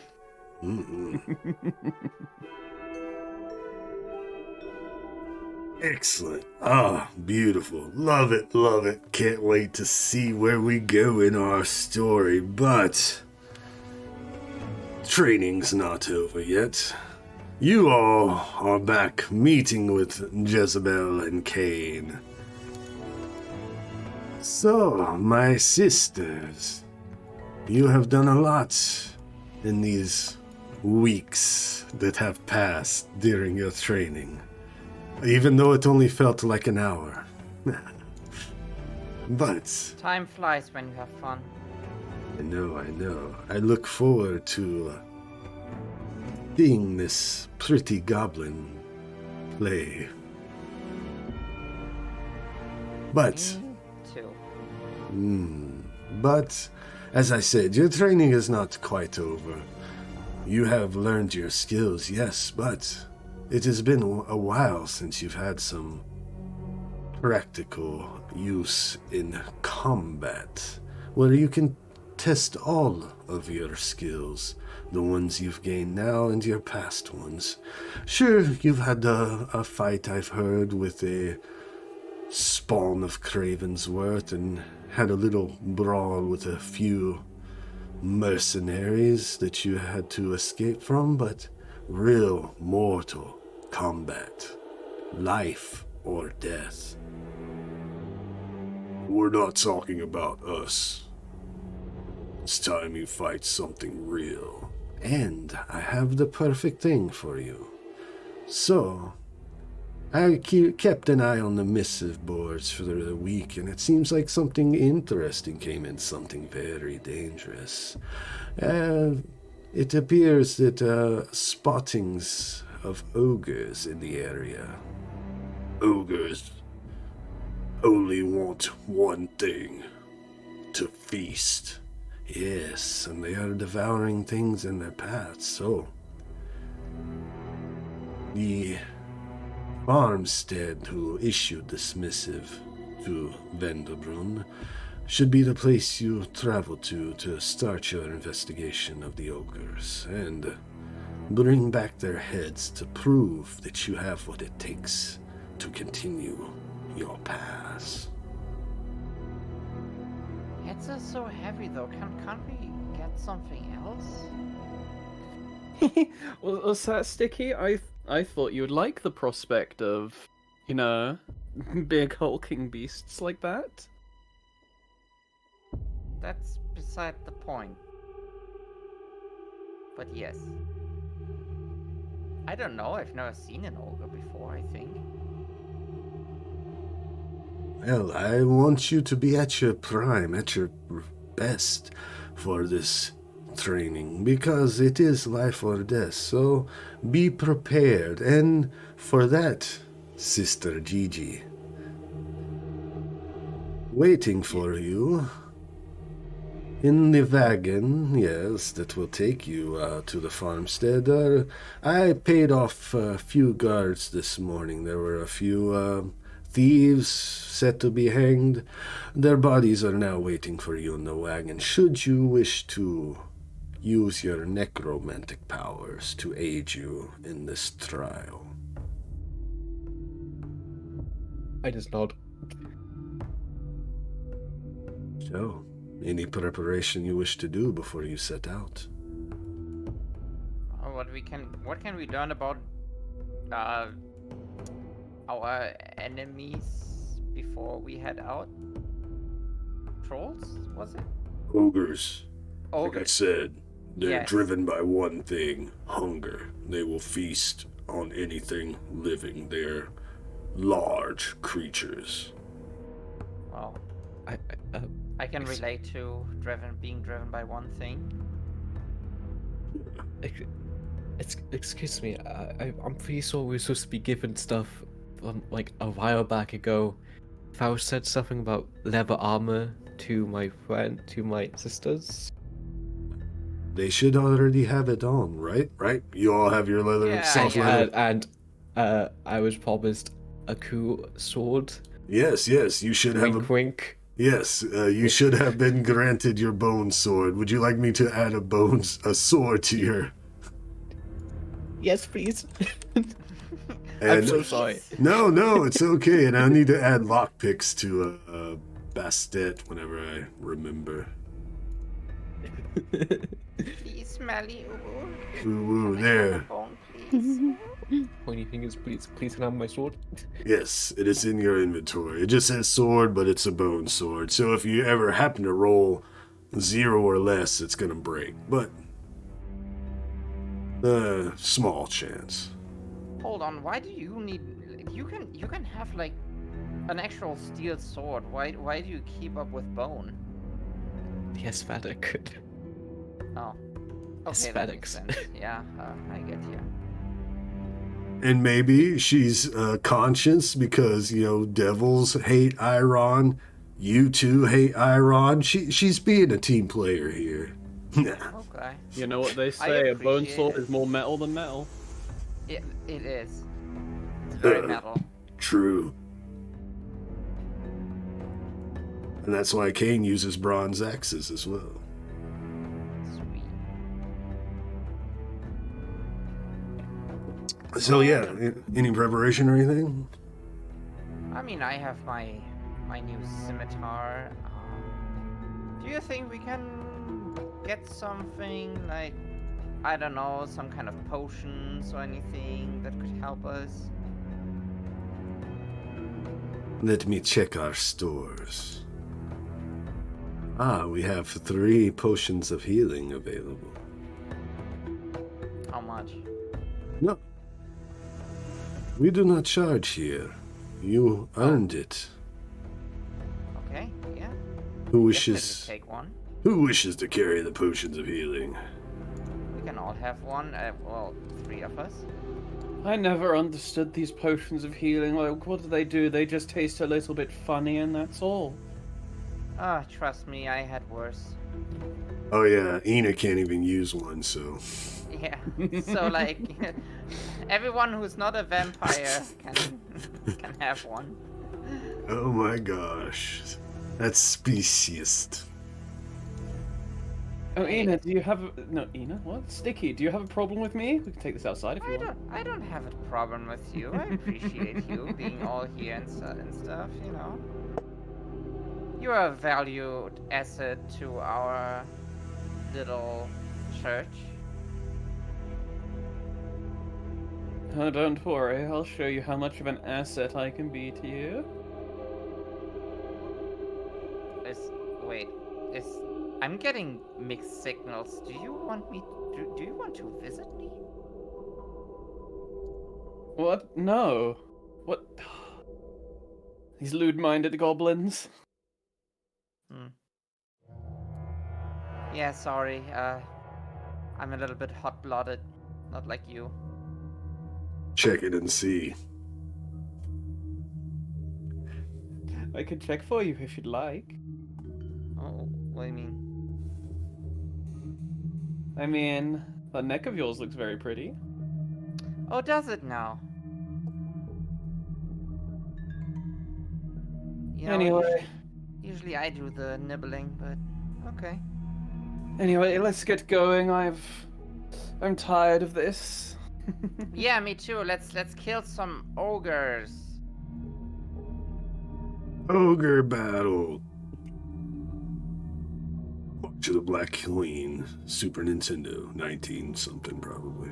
Let's see. Change is the music.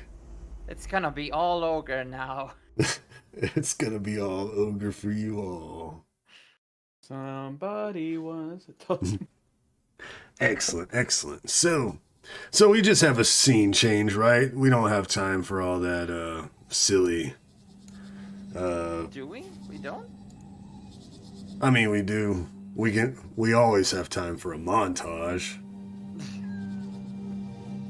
I want to see, like, who's driving the carriage? Yeah, tell me. Nah, you all know who it is. We know who it is. We know who it is. Oh my, Mr. Fingers. It's so good to see you. Hey, normally I don't do this kind of work, but it was a special request. So I'm here now. Aw, I'm always glad to see you. Well, I'm always glad to see you, especially when I can walk away with a little extra coin, but usually it's not the case. I'm usually broke after I visit you.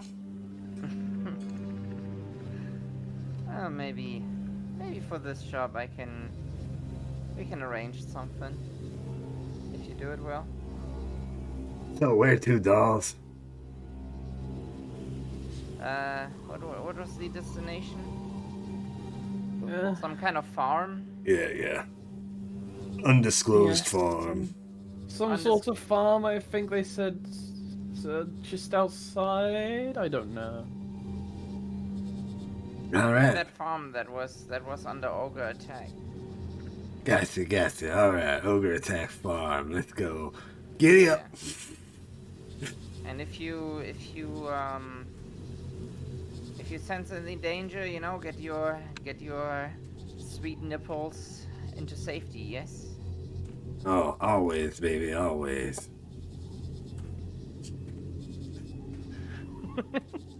Oh, you all. Okay. Why does it smell like corpses in the back? Oh, don't worry about that. That's because, Mr. Fingers, there are corpses in the back. And maybe you might face your eyes forward. Oh, it's a cleanup job.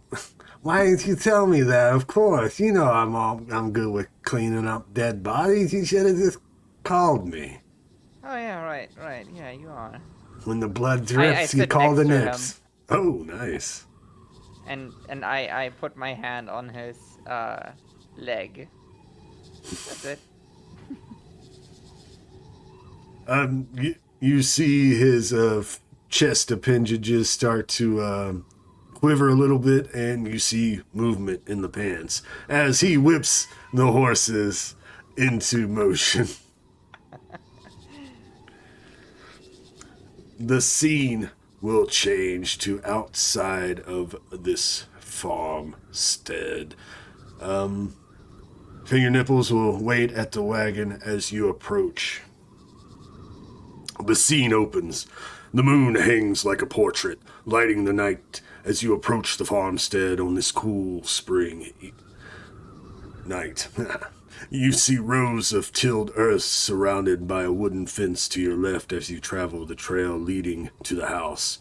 From here you see a quaint log cabin, a gaping hole where the door should be. The trail is dotted with trees to your right and splits off, circling the home to the back. The trees grow thicker and look to surround a barn to the back. So what do? So you're walking up on this, right? Moon's lighting it, nighttime, of course, you got Eena. So Actually, can I, it's two corpses in the back, right? there are two corpses, just enough. Oh, wow. I wish to animate both corpses. Melly lets you have two corpses? I'm so special, aren't I? Oh my gosh. I'm just yeah, I animate two corpses. Yeah, her power is 2, and her she has 2 castings of the spell, so Yeah, get ready to, like, when I hit level 10, it's gonna be fucking crazy. So I want you to describe this. How does GiGi's magic of animating a dead corpse look like? Well, they're laid out on the card. So since I'm a Spellguard, I get my magic through my weapon. So, like, in one hand is gripping on the handle as I place my left hand onto the side of the corpse's temple, and I just, like, you know, whispering, like, the arcane words of the undead or deep speech to make this corpse rise as his eyes glow green as the magic infests its body, forcing his, you know, body to jitter and stutter and stand up, and in the same process onto that of a corpse.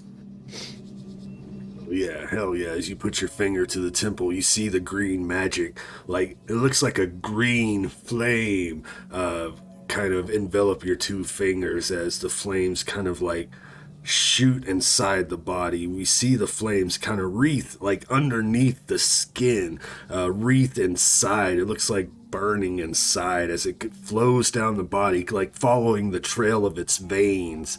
And then it goes back up from from its temple down to its feet, back up until the eyes are lit aflame with the green flame, and then it subsides and they have glowing green eyes as one stands up.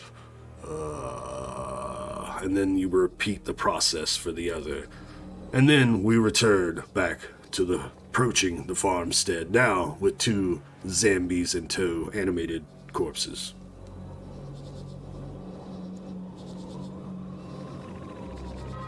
Metal. So cool. Too cool. Oh, I'm sorry. Be right back. So as I described it, there's like a trail that leads off that wraps around to the back of the house that leads to a barn, and currently there's like a cottage before you with like a gaping hole where the door should be. What do you wish to do? I'm gonna turn around to GiGi as I see them sort of walking back with their 2 animated corpses, and you see, rather than me being shocked, there's like I let out a little giggle. Oh my god, GiGi, you got some friends, finally. I just stare, just like, I just couldn't, I just ignore and just keep walking forward. Lost words. I walk forward as well, walking towards the cottage.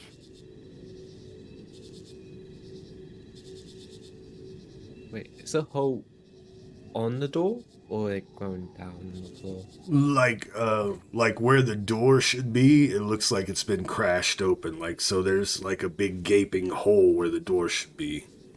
Well, now I'm not a professional at when it comes to buildings, but there seems to be a rather large ogre-shaped hole in the door. Yes, I couldn't tell. Did we investigate? We're investigating the hole, Sticky. Do you want to come over? Yeah, sorry, I was investigating my own hole. Oh, nice. That should probably be done by a licensed doctor. Yeah, do we see any traces of the ogres? So you investigate the hole. Yeah, it definitely looks like the door, where the door was, is a gaping hole, but there's a broken door at the ground in front of it. It looks like this little house on the prairie is basically like a little log cabin. 1-room house with like a ladder that leads up to a second little sleeping area, a cauldron and fire to the back of the room, little chamber pots and such, but there's an outhouse in the back. But it just seems like everything's been broken, smashed, and then there's like this big pile of dung in the room. It looks like there's like a dagger sticking out of it, maybe a coin or 2. How lovely. So, is this how everyone lives outside of the city, or is this a crime scene? Nah, that looks pretty much like something I have seen before. I go over to the pile of dung, and if I see like a coin, I would like to pick it up. Yeah, you can pick up 1 copper penny. Oh, wonderful. Trust me, Sticky, if I had the power to vomit right now, I would be. But you also, something else catches your eye, Sticky. Oh, what is that? Here's a random table I would like you to roll on. Oh, okay. What do I roll? Click. Yeah. Oh, never mind. Yeah, I found. No Look, way! I found a healing potion. hell yeah! So within Oh this fuck yeah! pile of hot ogre dung, you see a corked bottle still intact. Looks like the same kind of potions you received earlier. I take it. Nice. I just wipe the poop out of it, just off it, just yeah. I'm so glad I can't drink those.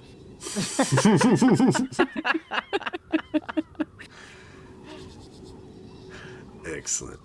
I'm a But goblin. I have been through worse. right. But other than everything like shattered and the copper penny and the potion in the dung pile, nothing seems amiss. You don't see any blood or anything. So ostensibly, whoever was living here, at least in this area, did not meet any kind of fate, gruesome or otherwise. Alright, maybe we should check around the barn. I mean, if you're saying that this stuff is still warm, I'm sure that they're still nearby. Yeah, they must be nearby somewhere. Yeah, do we see any footprints or something? Oh, yeah. You definitely see now that you're, like, looking out for footprints. You were focused on that gaping hole first, but now that you've come out and start looking around, yeah, there's trampled footprints all over, leading towards the back. It looks like they came from the woods, smashed into this building, took a shit, and then walked around out back. Right, let's follow it. I will be sneaky about it. And you hear, like, as you start, Sticky's being sneaky. Anybody else? Yeah. You see me like going into a crouch position and say, "Follow me." Well, actually, I'd shapeshift if we're doing that. Okay, yeah. I go through the house and look out the back window. Yeah. As they're going around the house instead. Yeah, you look out the back window, you see the trail that leads up to the barn. It's bigger than the house, the barn itself. Towers over the house, a good 20 or 30 yards away from the house, surrounded by trees, but the trail leads straight to the doors to the barn. But the doors are closed, and you can hear, now that you've gotten close to the back, and it's further away. I'm not sure how loud this is going to be, but you hear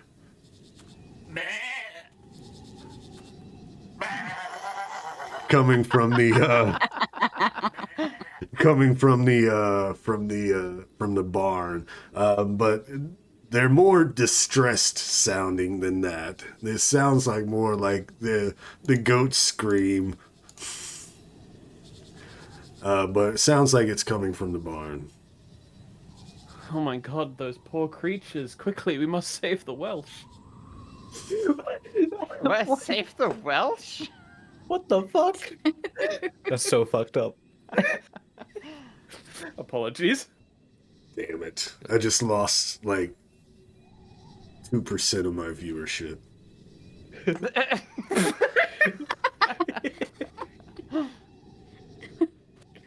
Annoying Welsh. I know jack shit about animals, so continue on. Yeah, so those who are sneaking around, give me stealth or agility challenge rolls. Yes, please. I will have 2 boons for that because I'm a goblin. Yes, that's correct. And Eena, you still are a priest of Diabolus, so you can pray for one of these individuals on their roll as well. Oh, beautiful. I don't think I need to pray for Sticky.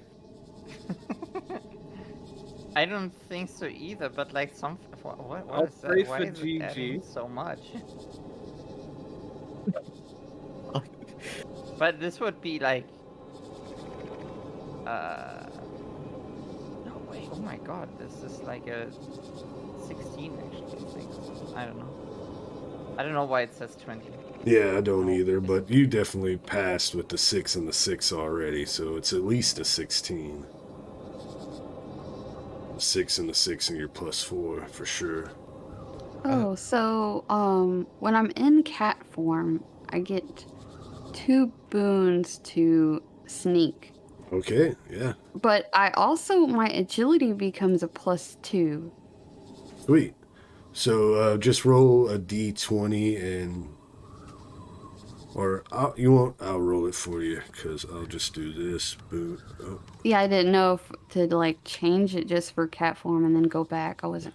That plus 2, so you got a 20. Okay, thank you, Anya. You're welcome. Yeah? Yeah. Are you sneaking with them, Eena, or are you staying from the back of the house looking out? Well, I will leave the back of the house, and I will also go for sneak.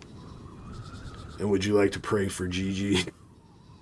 I would like to pray for GiGi. GiGi, roll a d6.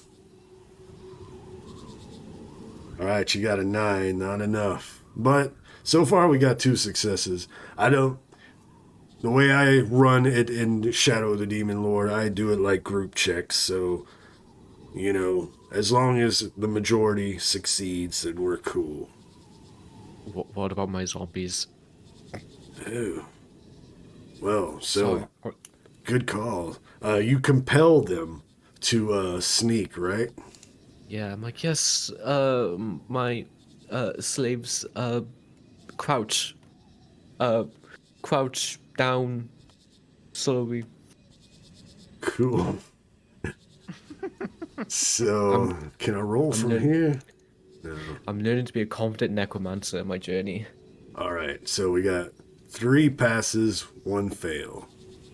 And this is going to be at a -2. So, 3 passes, 2 fails. Oh my god!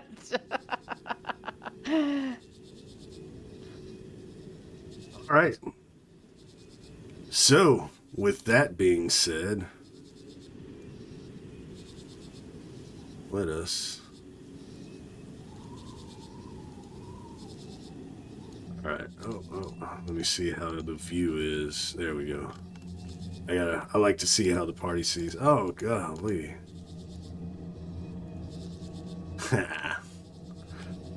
So, yeah. Oh, and let me take it off a token movement lock. I'm so prepared. It's been so long since we had a proper map and a proper combat. Combat! Where's my friends? You can see, right? Yeah. Oh, yeah, I need to add them as Zomba. Zombie. Zombie.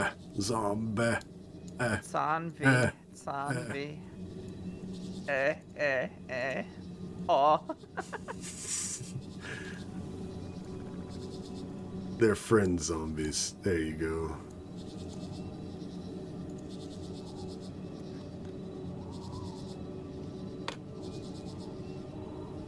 Alright, so you make it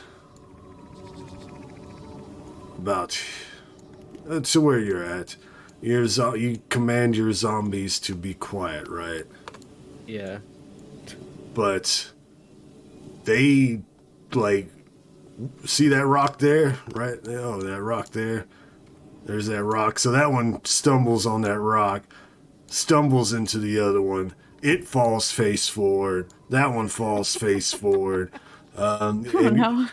And you also failed your roll, so you're like, you know, I said stealthy, you know, kind of thing. So you're kind of speaking up, and then you hear, like I said, you heard noises coming from.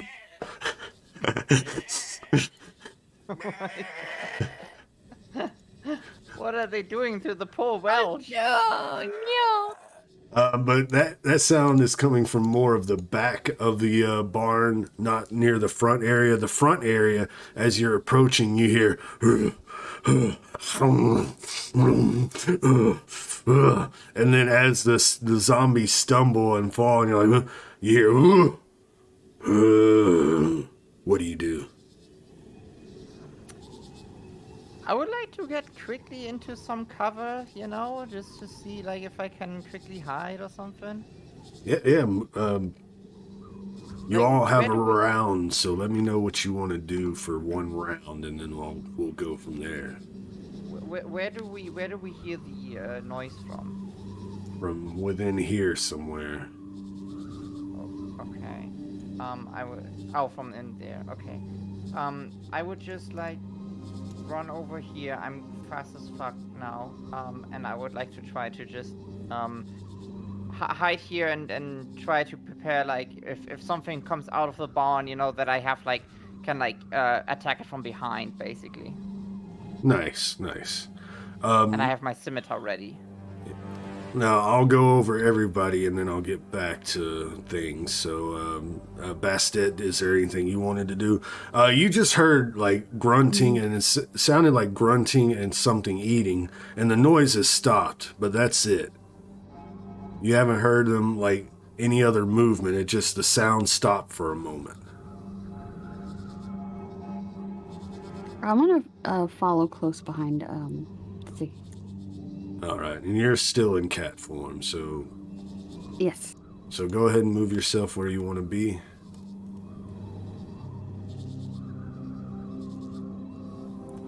How about you, GiGi? I cast bone armor on myself. Excellent. Please go ahead and re-describe that. Okay. So I just put my defense up by 5. I stab my bone sword to the ground, and like the green aura surrounds the ground as bony parts of come up like a bony hand split in half, which fits my hand like a glove. Little finger joints like curl around into a circle to be like a little crown on my head, and like it's like that for every body part. Like ribs break into like pieces to fit around my like stomach and chest. Like almost like every bone is recreated in like a skeleton, but it's on my piece of clothing as armor. So fucking metal. And I'm assuming it's long, a long turn. Yeah, Not basically. fast, slow Yeah, turn. And I'm gonna basically. move over here. And I'm as I giving- go, I was like, I was just saying, I'm giving you one free round of whatever, so yeah, you can go over there. and I whisper to my zombies, grab. Point where you want me to move them. By here, just like to me, like we don't like just to me, my minions. To me, my minions. And how about you, Eena? I'm gonna run up alongside, and I'm gonna sort of arrive around here. Ish. Cool. So that was basically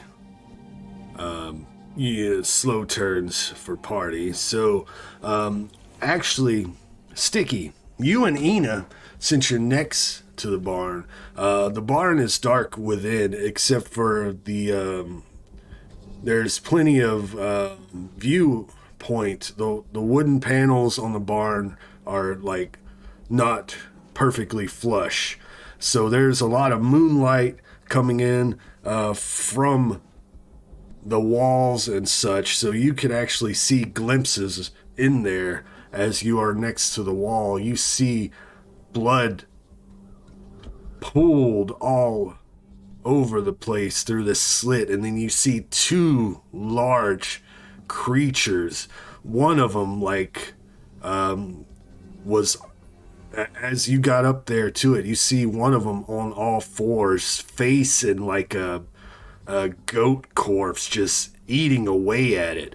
And then you see another one from behind performing coitus and has a freaking goat leg in its hand, just chewing it down.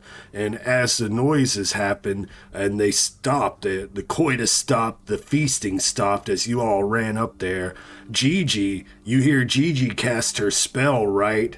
And the fucking ogre that was hitting it from the back pulls out and stands up and grabs something and comes to the door. And the other one that was on all 4s just stands up. Oh no, you actually have sound effects for that. I don't like that. I'm so fucking scared, actually. Yes. It is frightening for sure. We will be making will challenge rolls for seeing this scene. Okay, so one of them steps up, crashes through the door, and that's their turn. And the other one just stood up and grabbed a weapon, as far as you're aware. So that was the end of basically round 0. Did you have like a prepared action that you wanted to do, Sticky, or you just were getting into a position? I was getting into a position more, like, because like I wanted to keep my distance from the door in case they are like rushing through it and I get squished like from the door. So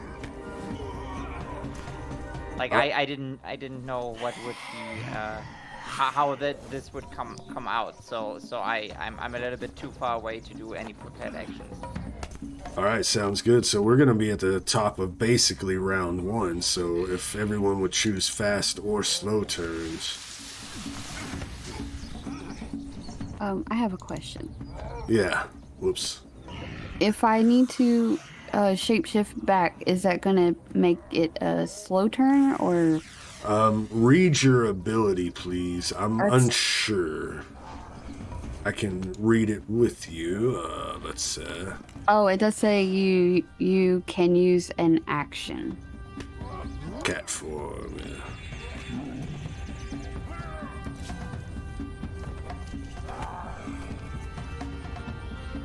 Or return to human form. Okay, so it will cost you an action to return. So, if you want to retcon, you can say you reverted back to your form as your action as you ran up on Sticky. I'm cool with that. Okay, if that's alright, yeah, okay. And I have to be reminded. Well, shit, yeah. Animated corpse, is that, let's see that spell real quick, GiGi, so I know if they have to take a certain turn. Okay, so it's just an animated corpse with the compelled condition, so that's what I need to look up, is the compelled condition.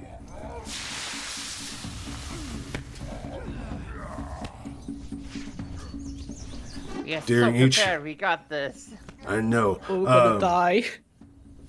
Each fast turn, the creature that bestowed the affliction can force the creature to move up to its speed or to use an action. So your zombies are always going to take fast turns, and you're going to tell them to do one of two things: either move or attack, or move or do an action, basically. So, okay, boss. So we are at the top of round 1 with fast turns, with party members, Bastet, or animated corpses. Who wishes to go first?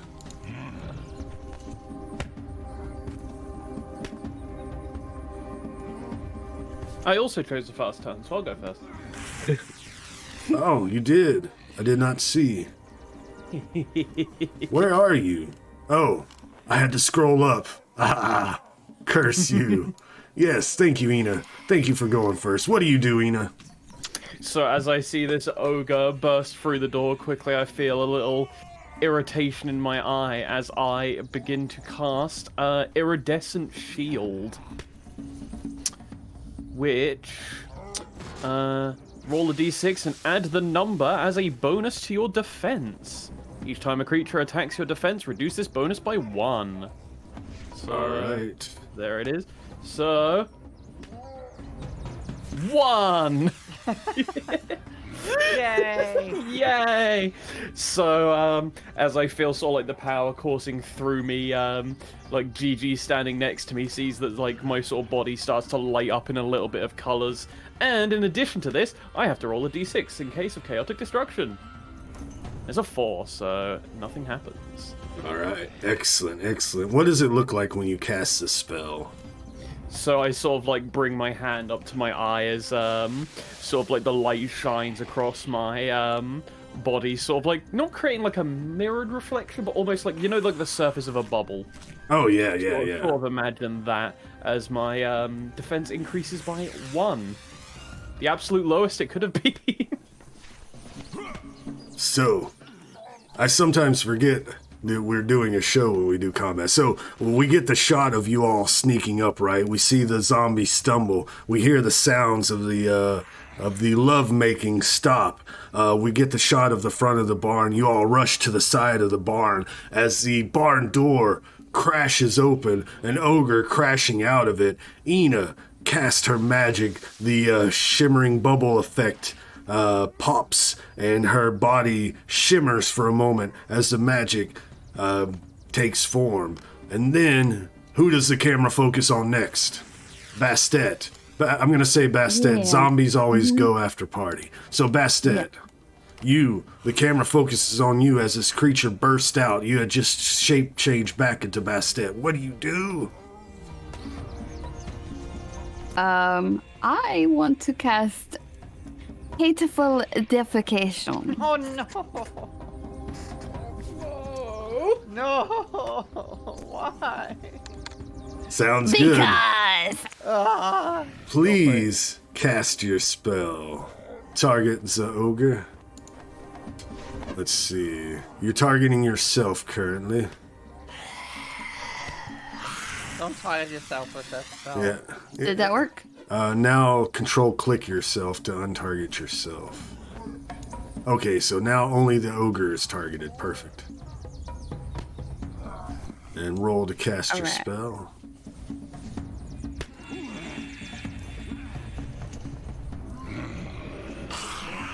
It doesn't Oh, do hit. I have a bone? Do I have a bone?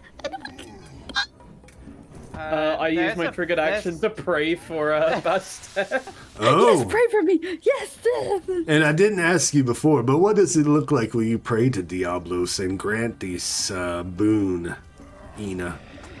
I sort of like grab onto where the necklace is on my clothes as I sort of like grit my teeth a little bit. It's more or less, rather than being like helpful prayer, it's more of a, please Diabolus, save me from this dumbass. Help them. Nice, nice. So roll a d6.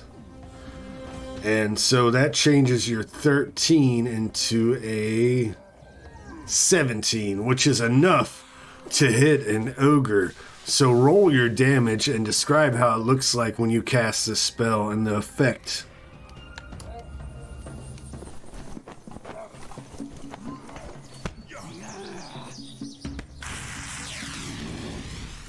Heck yeah. Nice, max damage. So what does it like actually look like when you cast the magic? What does the magic look like? What does it look like when you're casting it? Yeah. So I'm holding the the skull in my hand, right? And a brown sludge starts pouring out of it. Then the ogre is gonna suddenly feel this incredibly intense pain in its belly. And we will see him defecate himself.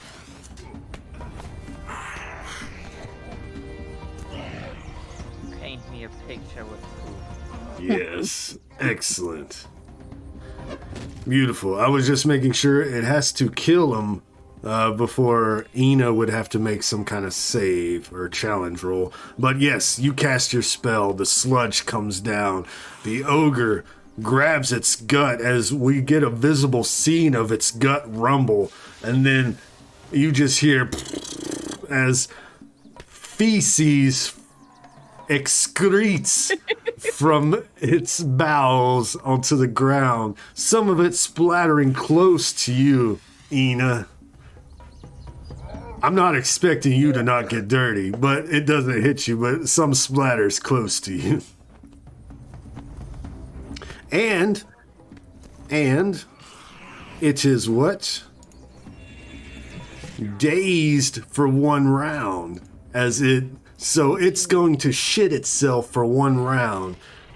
Dazed is what? I think it can't take any actions. Let me double check. Effects. Yeah. So it can still move, but it can't take actions. So most excellent. And so, All right, guys, get them.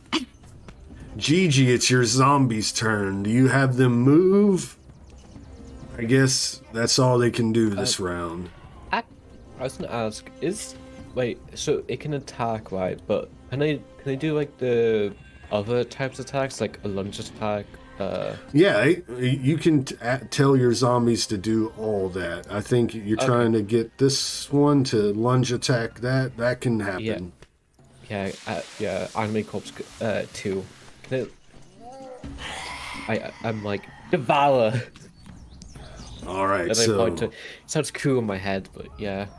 No, for sure. And the other one, you just wanted to move somewhere? Yeah, I tell it to shift over close to the ogre.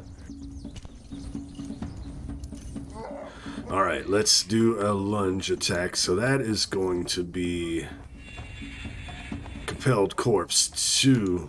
That is going to be a fist attack, but it's going to be at 1 Bane because it's a lunge attack.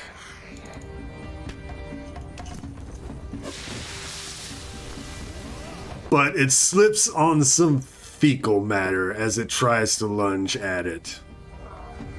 No. And stands back up, now covered in poo. I love that these zombies are total, like, clowns. Look at them. They're trying the hardest. I know, they're trying their hardest. So that leaves us to the bad guys' fast turns. So this one had planned on making an attack, but since it is dazed and cannot use actions, it can still move. So it is going to grab its belly and start hobbling over back to the other one, shitting all the way, leaving a trail of feces as it's like, and it says something in a language that you don't understand. And that was its fast turn. Now we're on slow turn. Sticky or GiGi, who wishes to go first? Is it okay if I go? Yes. Okay. Let me measure out. I have a lot of movement, so I think I should be able to make it in, make it out. I will do so. Okay, so I will run up here. I guess, you know, in the heat of battle, you know, stepping in some poo, but I don't care right now. I run over to it, and I will fucking like try to attack it. Let's see the roll first, and then I describe it. Well, now that you're in here and you can see the scene before you, it is gruesome. There are goat body parts, blood.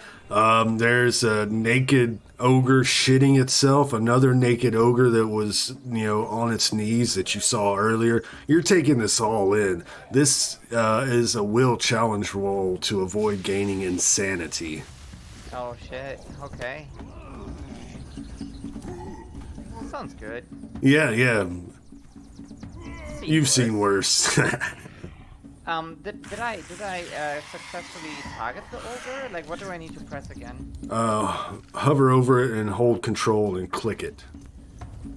It's targeted. Oh, it's targeted, yes. Okay, cool. Okay, yeah, let's see if I hit. So I do want to try to do a feint attack, and I get a bunch of bonuses, so bear with me here. So I'm using my triggered action. No worries, and we're gonna retcon something real quick when you're done. Okay. Triggered action, use a boon, trickery, and yeah, that should be that. Let's see. Oh shit! That's a 20. Yeah, and you see how it's gold, you know, underneath. Yes. That means you have successfully exploited opportunity as well. My first exploit opportunity. Okay. So let me do the. So I just basically like slide between like the wall and Bastet, and I quickly like run like through the shit stains. Like I run towards the ogre. You know, I do a little bit of a jump and like do a pirouette in the air and like slash him. Like he's with his back to me. So basically like my whole like feint attack like doesn't really matter. But like I basically like flavor it as that, and like I slash him across the back with my scimitar. Nice. Let's do some damage. Oh my god, this is going to be interesting. Cause okay, so this is the scimitar damage. That's a 3. And then I have. So opportunity. Okay, yes. Then I get like for the backstab. I get a 1d6 extra damage, and for the trickery I get an extra d6 damage, so that's another 9 points of damage. And then you said I exploit opportunity, right? Yes, so you have another, you can take another turn within this round. Okay, then I will attack again. Let's see. I only get like trickery once, right? So At this level, once yes. once per round. Yes, okay. So I just try to hit him again. Oh, sorry. It's okay. That would be a 16, I believe. Or no. Yes, 16. Does that hit? 16 hits their defense. All right. Then take another 6 points of damage. Like as I spin around, like slashing the back open, I do basically like 2 spins, like shing shing, like 2 big scars open up in the back of the ogre. Would you like to And move? Yes, I would like to like basically like when I land like on my feet again, you know, I just do a backflip, like back in like outside, and I go here. And since it is dazed, it does not get an attack of opportunity. I was gonna say yes. So that was it. That was my round. Holy shit, rogues are fucking awesome. Hell yeah. And the retcon I was going to do, because this ogre did leave threatened range, animated corpse and Eena get attacks if you wish.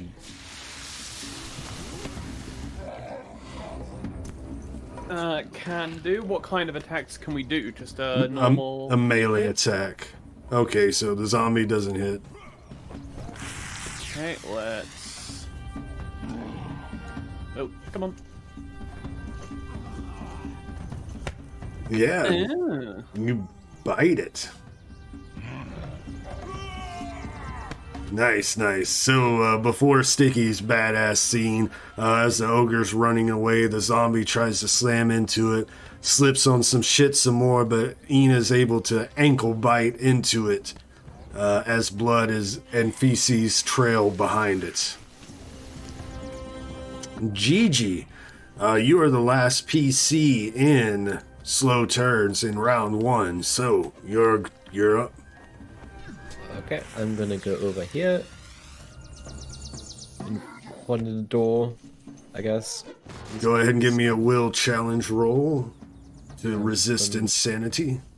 I'm gonna use my conviction. Conviction's only for creatures that have the frightening traits. Unfair. I know, right? So fucked up. I got 13. Yeah, you're fine. This scene, as disgusting as it is not... in the heat of battle, does not cause you any distress. Wow. You know what? Fuck it. I'm gonna attack it with my sword. If I die, I die. Fucking ball. Fucking ball. I'm gonna hit with my fucking sword. I don't hit him with my fucking sword. And why is that? Oh, We do have. If you want, we do have 2 fortunes in the pool of you. I mean, no, it's the start of the. They can't hit that hard, right? Yeah, that's the end of my turn. that's the end of your turn. So now it is the other ogre who only stood up and grabbed their weapon last turn. They're on slow turns. They're looking at their partner who is shitting themselves in front of them, sees you come up behind and try to stick your sword up its ass, but are unable to penetrate.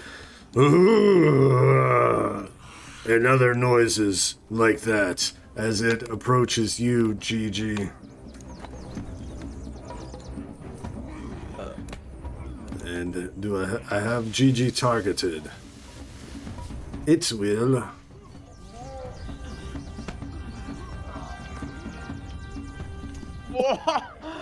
Oh my god! It will What the fuck? bring its stone down into you. We get a scene of it hobbling over after GiGi tries to stab the other one, and it hobbles over and swings its club into you, hitting you in the chest and crushing some of the bones that have formed around you. You cough up some blood as we end round 2. Round 1, you mean? Round 1, and we start round 2.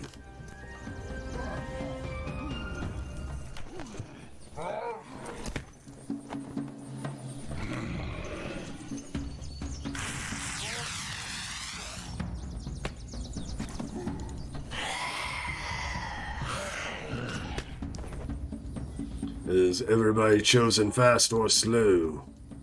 Apologies, somebody says something on fire in my house. Oh, no worries, no worries. Alright, everyone chosen fast or slow? Yeah. I am, yes. Alright, GiGi or Bastet, who wishes to go first? I can go. Oh, okay. I want to try Mind Stab.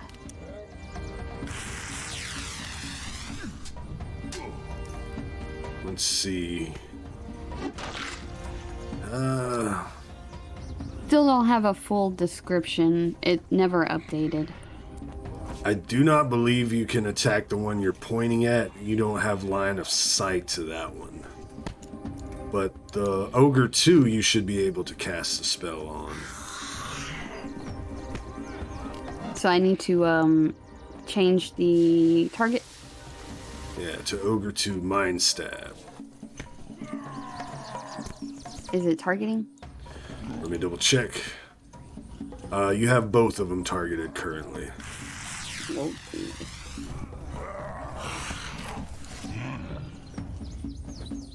Here, allow me. Yes, please. Thank There, you are good. So roll your attack and describe your spell. That hits. Heck yeah. So, let me see, the skull, I think it's still like a black shadowy smoke that's going to pour out of the skull, and it's going to move on over to the ogre, and it's going to split into 2, and then one goes in one ear and one goes in the other ear. And roll your damage. Heck yeah. Max damage, nice. Nice! Beautiful. As it stabs into its ears, it lets out a oh, and we see blood just start like pooling, dripping, a fountain cascading out of its ears. And now, GiGi, it is your turn.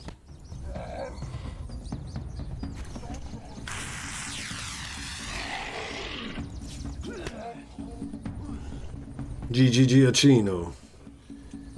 Gioconda Gioacchino. You're muted, GG. Wait, I'm muted? Oh shit! I totally was not talking. Totally. Yeah, totally. I'm gonna hit on my. I'm gonna hit Og 2 with my sword. Hey, Oh, that's a yes. hit and a Wait. 20 plus. Is it? can I use? Is it? Does the beat the target number by 5 or more? Because I could use my. It does. It does. I use my Spellguard strike How for the first time. does it look? It's like, I'm gonna be a weeb, okay? It's like Black Flash from Jujutsu Kaisen. It flashes. I just imagine so it just flashes to like a black and green screen as like the magic also hits, like flows through the sword and just hits the fucking Oak 2. And I'm gonna wait. If you attack, roll with a weapon. Try it. Okay, and I'm gonna roll damage, and I'm gonna roll a spell too. That's what Spellguard strike does. I'm pretty sure. Go for it. Yeah. That's a triggered action spell. Oh shit! That's scary.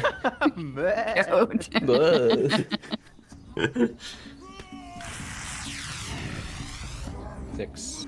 6 points of damage. And I'm also gonna cast Spectral Grasp. Which I don't think I roll for it. I think it was a triggered action, so I think I. Oh. Okay, so I just will attack that. Yes, yes. Okay. He's hit. Oh my god. That hits. And it does damage too.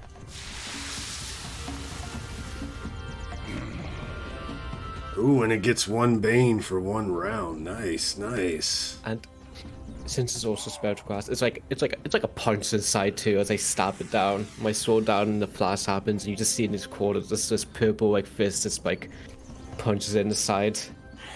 Oh, beautiful, beautiful. You stab, you slash, you attack, right?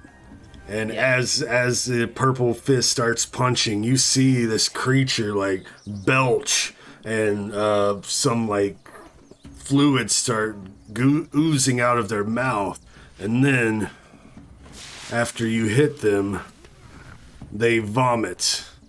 You are behind a wall, Sticky. And Eena, yeah, so they vomit. GiGi and Bastet, please give me agility challenge rolls. Do you want me to give you one, sorry? No, you're behind enough cover that the vomit's not gonna hit you. This is so fucked.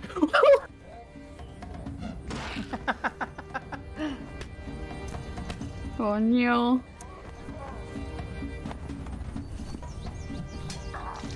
All right. I got an... So, as you hit it, right, it belches and then vomits. Half-eaten goat, stomach bile and stomach acid as you are all covered. Bastet, you're able to dodge a little bit, so you're going to take half damage. But GiGi, you take the full force, and you are going to be impaired for a round. So, Bastet. Unless you want to spend fortune, right? Bastet, on your character sheet. Mm-hmm. Yeah, double click the half by your health. On the left of your health, you see the little circle that says 1/2? Yeah. Already clicked. Well, I clicked it to show her. Oh. I wanted her to do it herself. Yeah. Oh god. I didn't. Okay. Yeah, I'm a big girl. She is a big goyle. Alright, so I need to target Goyle. both of you, GiGi and Bastet, and we are going to roll damage. Oh my god, that's a lot of life. Oh, okay. Alright, so Bastet takes 4 points of damage. GiGi, you take 6 points, and you are impaired, so all your rolls until the end of next round are at a bane. Okay. And now, it is your animated corpse's turn, so what do you wish for them to do? I was I'm just on the floor like covered in sick vomit, and I'm like, protect me. Wait, you're down? No, you're Wait. not down. No. I'm not down. I'm just in this like state of like, protect me, and then I make both of them come near me. Alright, so here and here, something like that. Yeah. And immediately checking my like pixie dust. Check back. Oh my god, no. Well, that was the player's fast turn. Now it's the ogre's fast turns. The one that you tried to stab in the butt, GiGi, will turn to look towards you. But then we'll focus on this creature in front of it and try to attack it.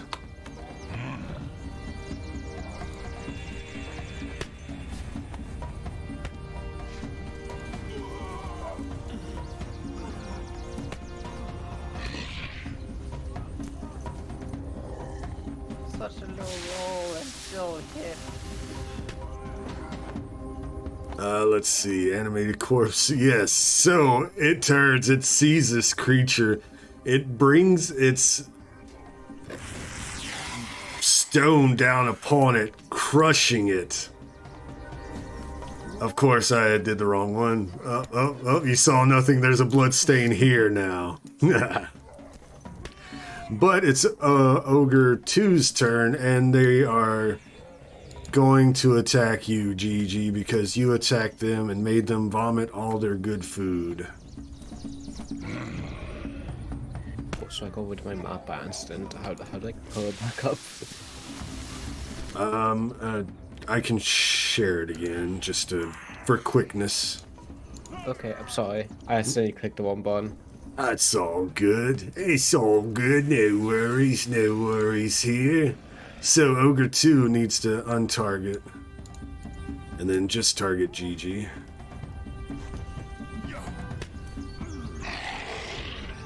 Oh, that was almost a low roll, but it was not.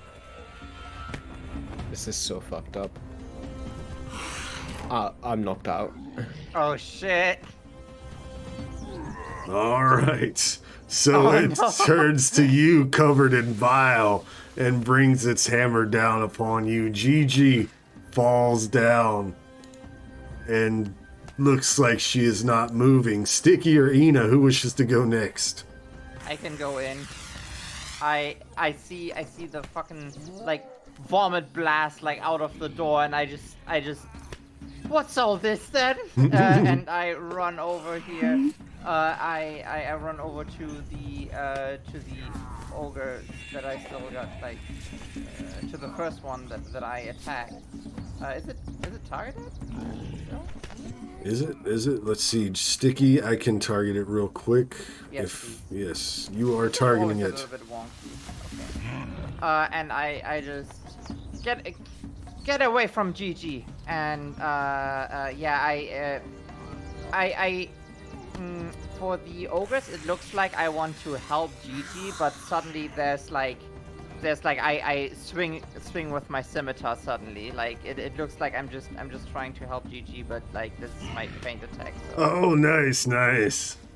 Get away from her, you bitch! So 2 wounds. Oh That yeah. looks very good.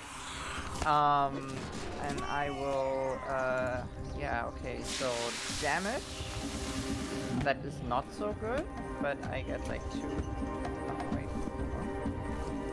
accidentally, there we go. 5 more, So 5 more damage, come on, tell me, is it done? It's not done, no. God damn it! Okay, Maybe if you won't But- roll ones. yeah, how does that thing look? Pretty beat up. It's definitely over half. You can tell it says injured, so you know it's definitely over half its damage, but... Okay. You say I can exploit an opportunity, right? Yes. Can I use my extra turn? Can I use it to pour a potion of healing into GiGi's mouth? Of course. Cool. Yeah, I'll do that. Like I unclock the healing potion. You know what? Out of fun, if it's like a 1 to 3, it's the potion that I had. If it's the 4 to 6, it's going to be the poop potion. So Let's see. Oh, Okay, it's a regular the normal one. It's a regular one. Okay, so I get the potion. I unclog it. I put it like into her mouth and just swallow. And I will use my movement to go out of the barn again. I guess like the one that I attacked has a opportunity attack, but it will be doing it at 1 bane because I attacked it with the feint. Alright, so it'll cancel out its boon, so it should be a straight roll for it. I will also use the bane from the pool. Alright, so it'll be at 1 bane. Nice. That doesn't hit. Nice, so you rush in. You cut this thing handily as blood starts flying left and right. And then the scene focuses on you cradling GiGi for a moment, administering a potion as the ogre is collecting itself. And as you start flipping away, it tries to bring its hammer down upon you, but you're able to dodge out of the way with a fucking epic somersault. I'm a fucking cleric now, bitch. Yeah, and Eena, you are the last one to go on this round. What do you wish to do? It's your turn. So seeing this goblin flip about, hearing the crunches from inside, seeing the vomit just explode out of the door, let's just have a look. So this is all 1. I'm gonna move just sort of to here outside, and I'm going to target the rightmost one with Erratic Bolt. Nice. Let's see, are you targeting? Yes, beautiful. It hits. It's a 19, so basically a bolt of like pure colors gets launched from my my right hand as my eye lights up, firing towards dealing Taste the rainbow, bitch. 6 damage. But that's not all. It's a chaos spell after all, so I now have to roll this. And that's a 2, but that was on Erratic Bolt's effect, because if I hit a 6 on Erratic Bolt, I get to cast it again at another target. But now we're just going to roll this, and it's a 1, so I don't go into Chaotic Destruction, so that is my turn. Oh, your turns are gonna be so... I have to roll so many dice, and I haven't even got, like, the buffs yet from Chaos. I'm gonna be so sweating every time you roll dice now. I know. Why do you think I moved 1 space away from everything? Nice. Ooh, yeah. Your turns are gonna get quite dicey. That's the end of that round. In the beginning of the next round, please choose fast or slow turns.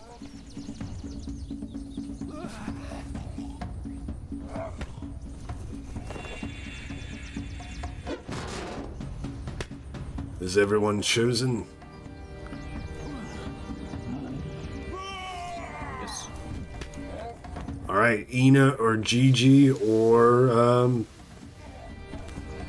zombie. I'll go first. Me, because I don't want to die. I'm gonna just look on the cheat sheet. There's an action called retreat, and I would like to do that. I just move half my suit without triggering an action. Yeah. So I will move over here. I'm just wobbling out. I'm like, yeah, I'm fine. Just taking a time out. Nice. Take a knee. Take a breather. And that'll be my end of my turn because that's my only action. And I just created my zombie. I need my zombies to go and attack Oak too. Alright, so I will go ahead and roll that. Zombie attacking Oak 2. Oh man, it was almost a 20. You could keep trying. I mean, This is the Eidolon all over again. right? Whopper Jr. all over again. Leave my special children, my children. Don't bully my children. They're doing the hard. They're doing the best. They're trying their damnedest. And GiGi, go ahead. You didn't actually get your healing yet for your healing rate for the potion, so double click your the 5. Perfect. So you're not a corpse or an unconscious body moving away. Yep. Which, very good that you did that. I will talk about it after combat. Eena, you are up now. Tell me where you've heard this one before. Erratic Bolt. Same target. This is gonna just become my Eldritch Blast at this point. Erratic Bolt. Fortune. What? Who said that? Okay. What's that? It looks like a 20 to me. So how does this spell look like it almost doesn't affect him when you cast Taste the Rainbow, but then fortune favors you? And how does fortune favor you? It almost has like the lightning effect where like I attempt to, and there's just like a couple of weak like little flecks of like of color go towards him, and he just like looks at it, he's like, huh? And then all of a sudden just like massive lightning tendrils of all different colors shoot out from my hand towards him. Roll your damage. Big oh. It's only a Are you 1. fucking serious? You just needed one more. God. However, we're gonna roll this, and it's a 6, so that means I can cast Erratic Bolt again, and I cast it the other one. Ogre 2, Taste the Rainbow. That's a hit. Nice. Now, here is my question. Yes. When it says repeat the attack against a different target, does that mean the entire spell, or?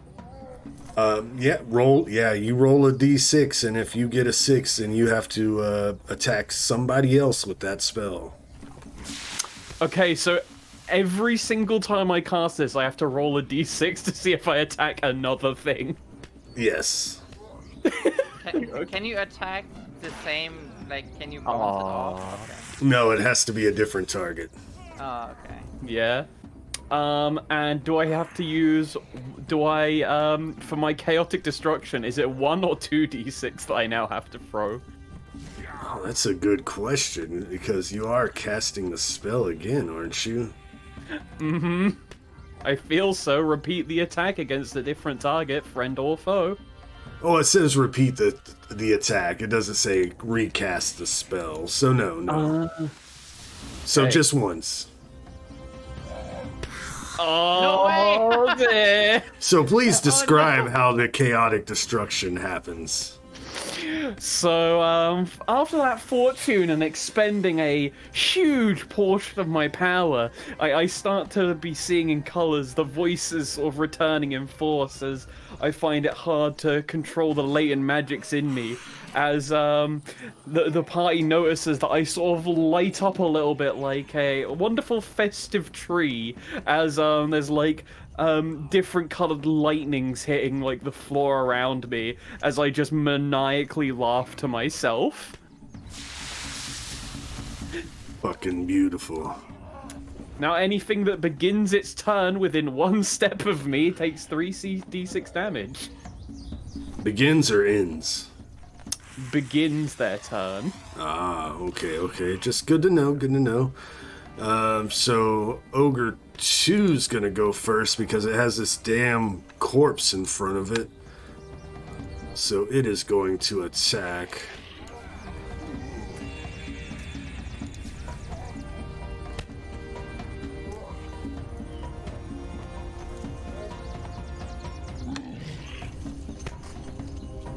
Almost completely smashing this creature.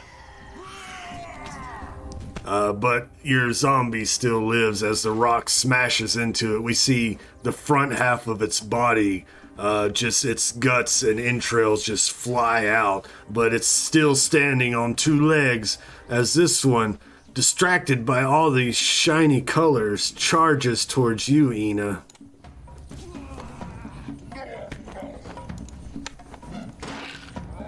And let me put it on. Ogre 1 charges Eena. And, does it have it has a Bane for charge, I know that. Mm-hmm. I don't know if it has another Bane currently. It needs a 15 to hit. 16 hits. You'll take 8 points of damage as it brings its massive stone into you, smashing down. As it smashes down, the camera kind of rises up from the hammer smash down, and we see as it impacts you, colors just kind of like a wacky waving inflatable arm man of colors. Like 4 of them are like wacky and waving and inflatable and flailing around you in like rainbows of colors as the impact hits. Now we are on slow turn. Sticky or Bastet? Can you share the map with me again? I accidentally clicked something bad. Oh my gosh. Thank you. I'm so sorry for this. So unprofessional. So unprofessional. I don't know, Bastet. Do you want to finish him off, or should I? I thought you were better at finishing. I'm very good at finishing off. I will attack this creature. I will attack. Wait. Oh, there. Okay, right, now I got a target. Good, very, very good. Okay. Yeah, sure. 2 wounds, faint attack. Yeah. So, oh shit. Yes. Describe more your kill. exploit opportunity. Okay, so, basically, I use Bastet a little bit as cover. So, like, suddenly there's a scimitar like rushing, like, over her shoulder as I come lunging. Basically using Bastet as cover and as a springboard for me, basically, and I slash the ogre's head off, and I land like on the other side of it, and then I look over, like you see the shot of Sticky's eyes just glowing, looking at the other ogre, and I just go, "You are next," and then I run over here, basically just hiding, you know, yeah, that was I know exploit opportunity. I don't know. Can I? Is there something like a intimidation action or something? Yeah. You would roll your. Let's see. Where's my cheat sheet?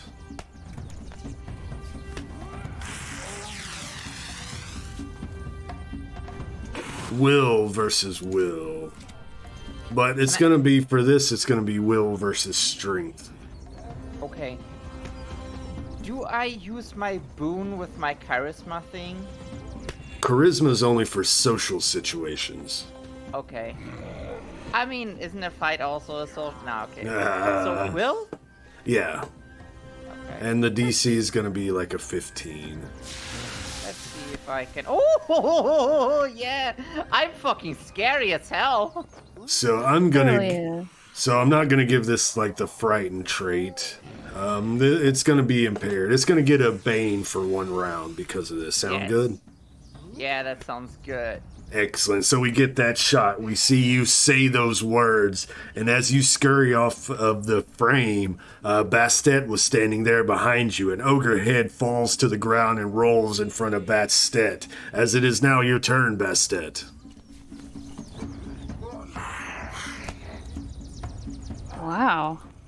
Nice, Sticky.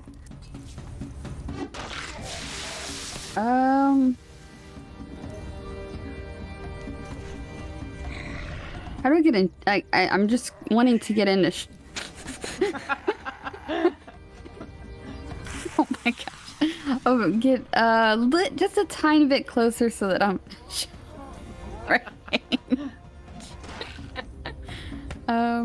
It's only if you start within the glowing goblin space, so don't worry about passing through. Stay away from the glowing goblin. I mean, just one movement up is enough, right, to be short range? Yeah, yeah. Okay. All right.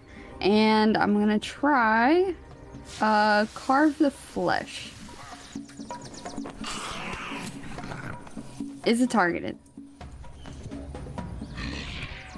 Yes. All right, so you're gonna have to actually move into short range, right? So like this. Yeah, that's all. Oh, I have to be right up. Okay, Yeah, yeah. that's fine.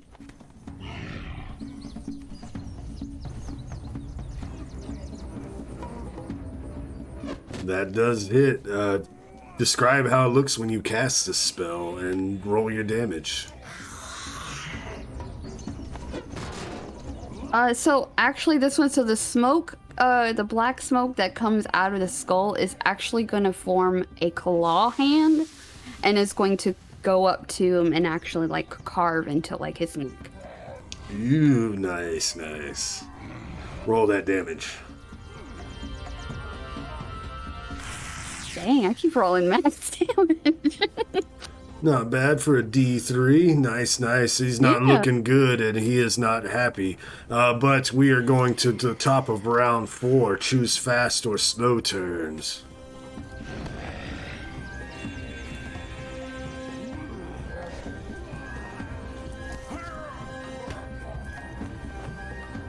And for funsies, I'm going to get zombie out of the way. You're going to tell him to attack, right, GG?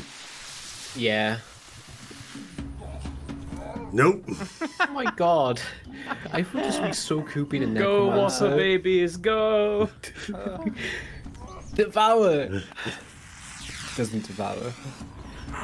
Eena, Bastet, or GG? Who's next?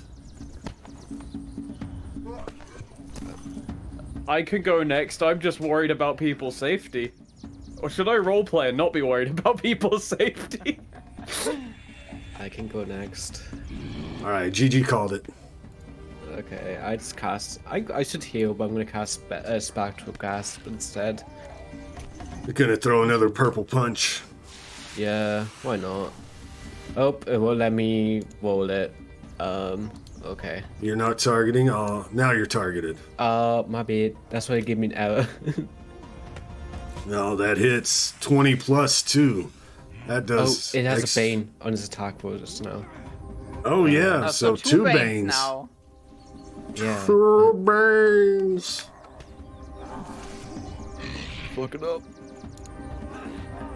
Now let me double check spectral graphs. A 20 plus takes 1d6 extra damage, so go ahead and roll a d6. I feel like I should have done 1d6 extra damage before too, but never mind. Well, Oh no. c'est la vie. Bastet or Eena, who is next? I can, I want to try attacking with my dagger. Ooh, Since I'm in close range. let's see it. Ooh, Yeah. not able to get in with your dagger. That's okay. Eena, you are up. I am going to do a charge attack on them. Nice. Now that the pretty colors are coming to it. So, where should I move for this? Because the corpse of Bastet. I guess something like right here. Is that good? Yes, so we're going to roll my fangs with 1 Bane. That is a 9. That is a miss. So I do get angry and go into there. However, anyone who is in one space of me and starting their turn, feel free to, But yes, that is my turn. Wait, can I do something? Well, it depends. What are you trying to do? Can I do that? Do you really want to waste it on a dagger attack, though? No, not for me. Does Eena wish to spend a fortune? I don't know. I don't. But it's feel like... up there if you don't. Someone can use it. I don't know. I don't wanna waste a fortune like this. I'm just going to here because I wanna. Oh fuck it! You want me to? I'll do it. Do it! Okay, so I feel like I'm gonna fall short, but then I sort of like grapple onto the side of the barn door to throw myself straight at the neck of the ogre. Doing... I was not targeting it. I apologize. No worries, I got don't- you. 2 points of damage. Chomp down on it. Do you get healed by that? Yum yum yum. So finesse weapon, activating drink blood to also take a penalty from its healing rate for 1 hour. Oh yeah, I do. Where's drink blood? I have too many passives.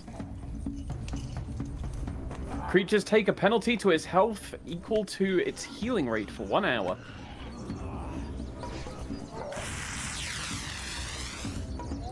You have to do a grab first and then a bite down. Okay.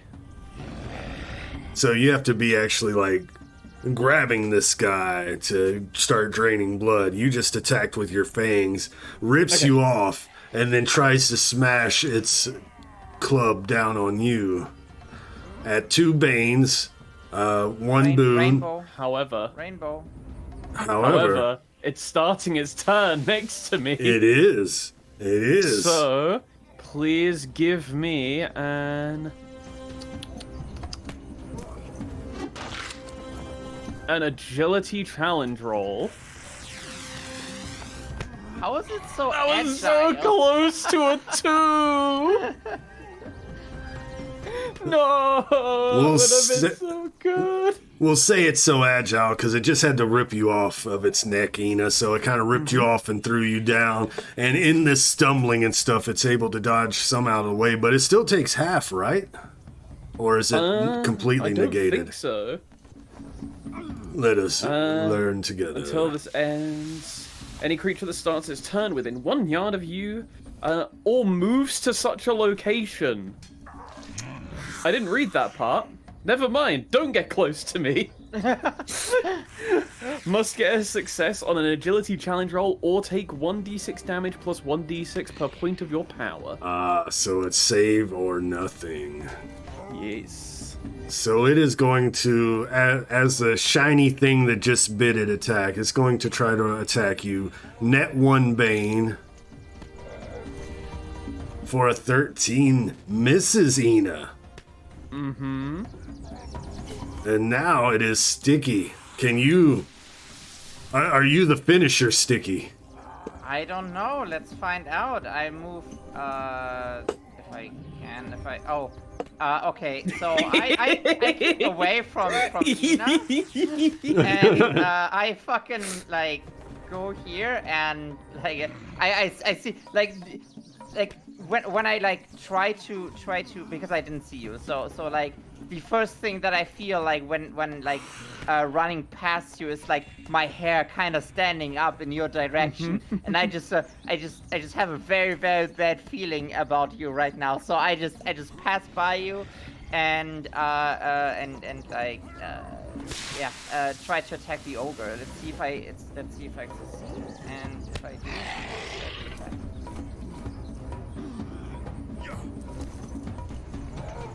That hits. It's not over 20, but that's okay. Yeah. So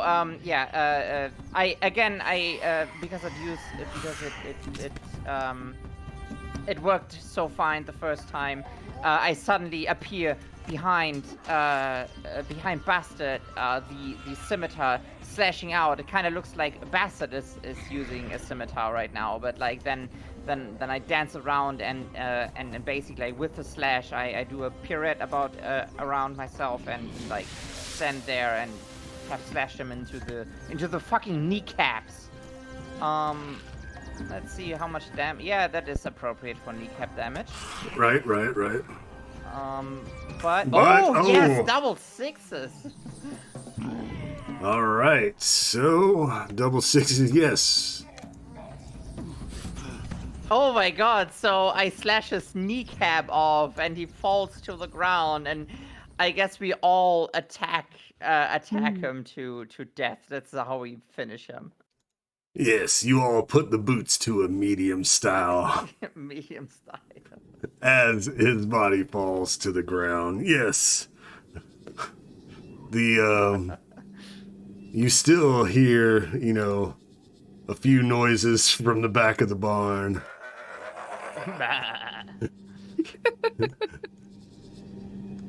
But I will go ahead and take off the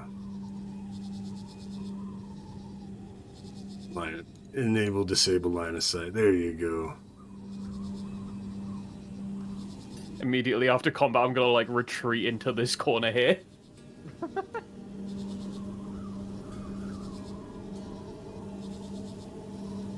Yes. I stuck it in him this time. So you are able, now that you have finished these creatures off, you are able to retrieve their heads.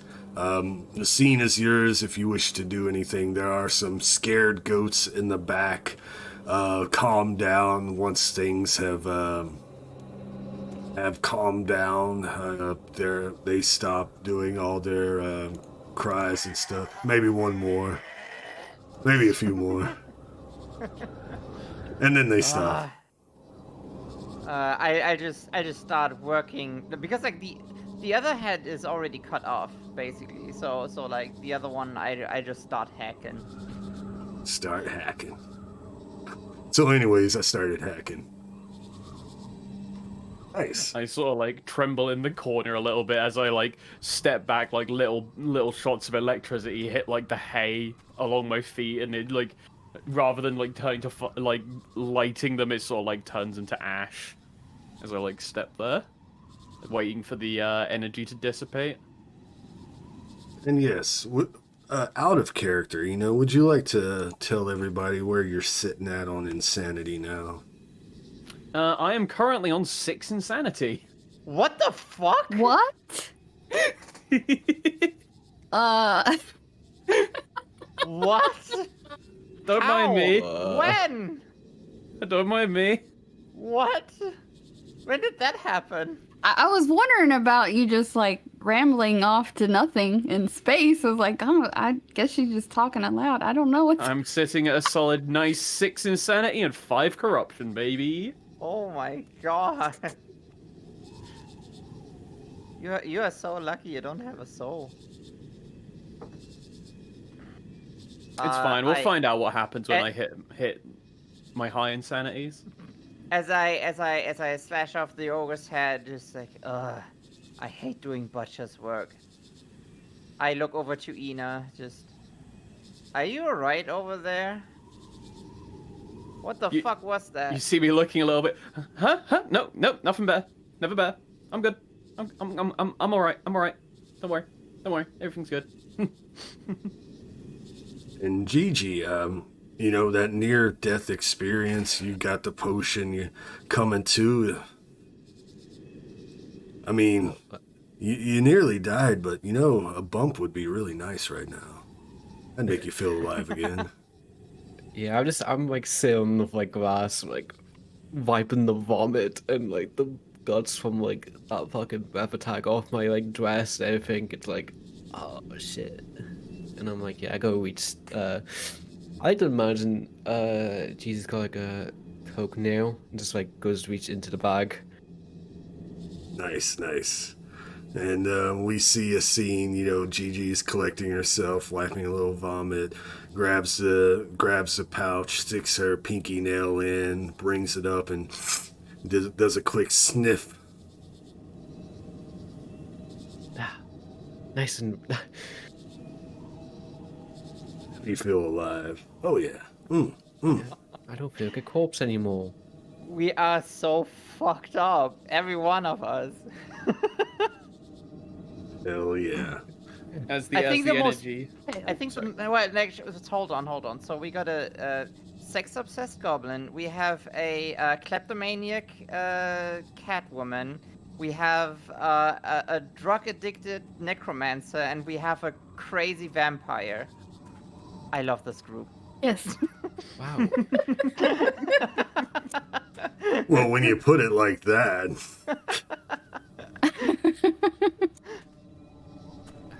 I'm gonna like steadily walk around as like my energy is dissipated a little bit. I'm gonna like daintily walk around all of the shit and vomiting corpses, sort of head towards looking at the back, just observing if there's anything else. No, just a few goats if you're feeling hungry for blood. I turn around to the team before you see. Yeah, I might be a little bit, chaotic energy has its has its downfalls. Okay. Bon appetit, I would say, and I just start like dragging the first ogre's head to the other ogre's head. I'm not carrying these all the way.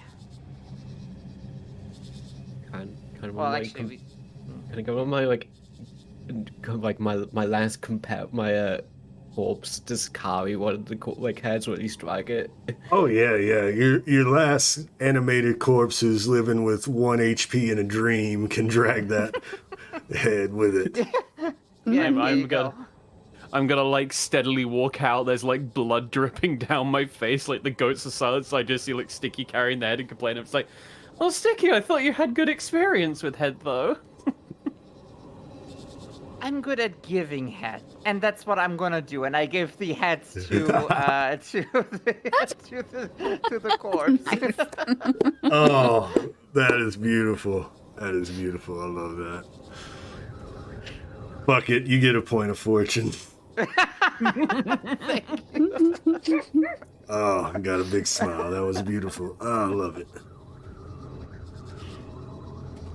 So shall we go back now? I think we deserved a reward or some shit. Yes. A hot shower. Oh, that too. I could use a bath.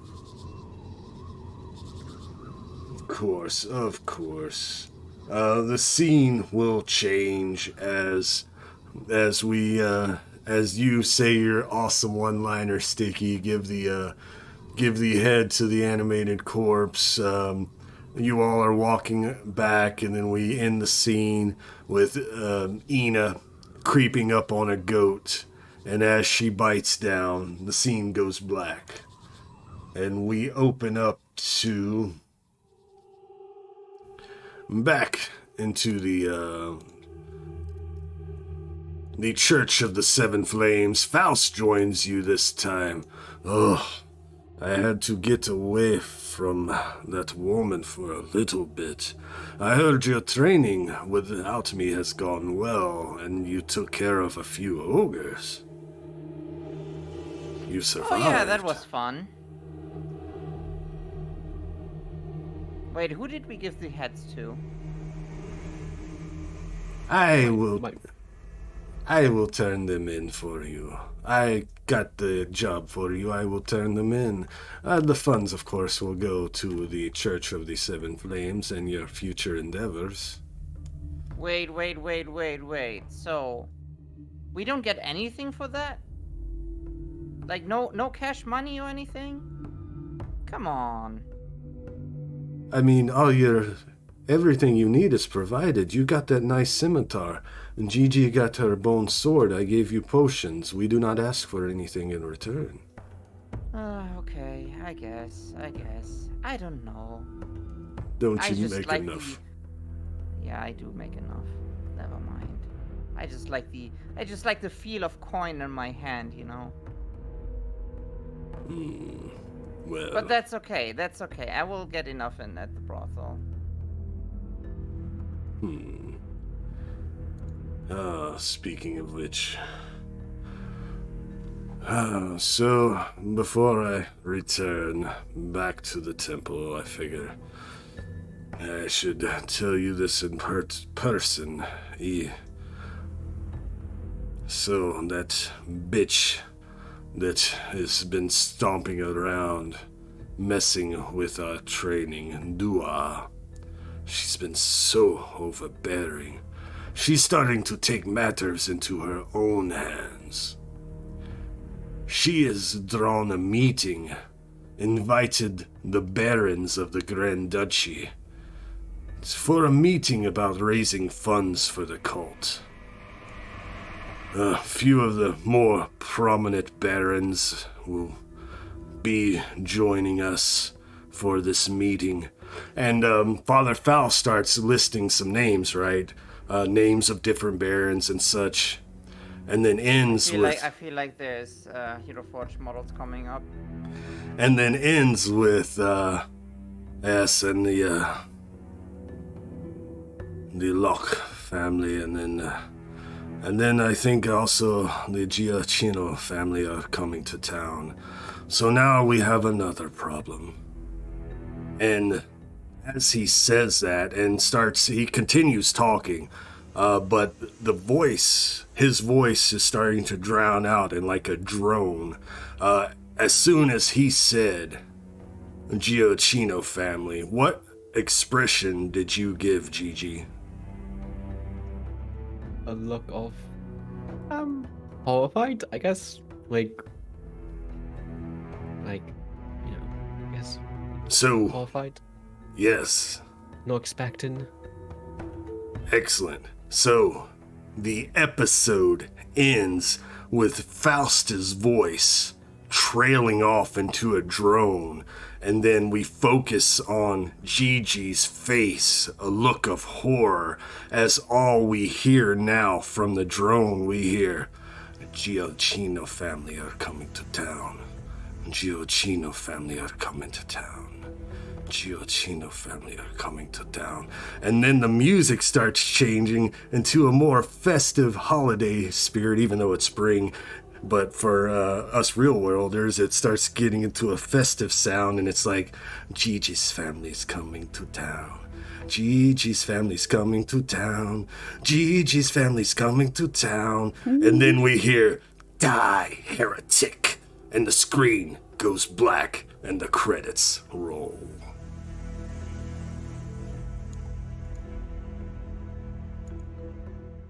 And that's the end of episode 5, Expert Pass. Hell yeah! Hell yeah. Oh my How god, I love dare all your you. characters. They're all so fucking fun. And How welcome dare in. you tease us with these new expert paths and us getting all these cool new things, and now we have to take a break. Yeah. Oh my god, 5 weeks without Mass of God. How dare? Thank you for the follow, freshly baked croissants, first time chat. Welcome to the war, man. Damn, you got Ace Freely from Kiss to play D&D with y'all.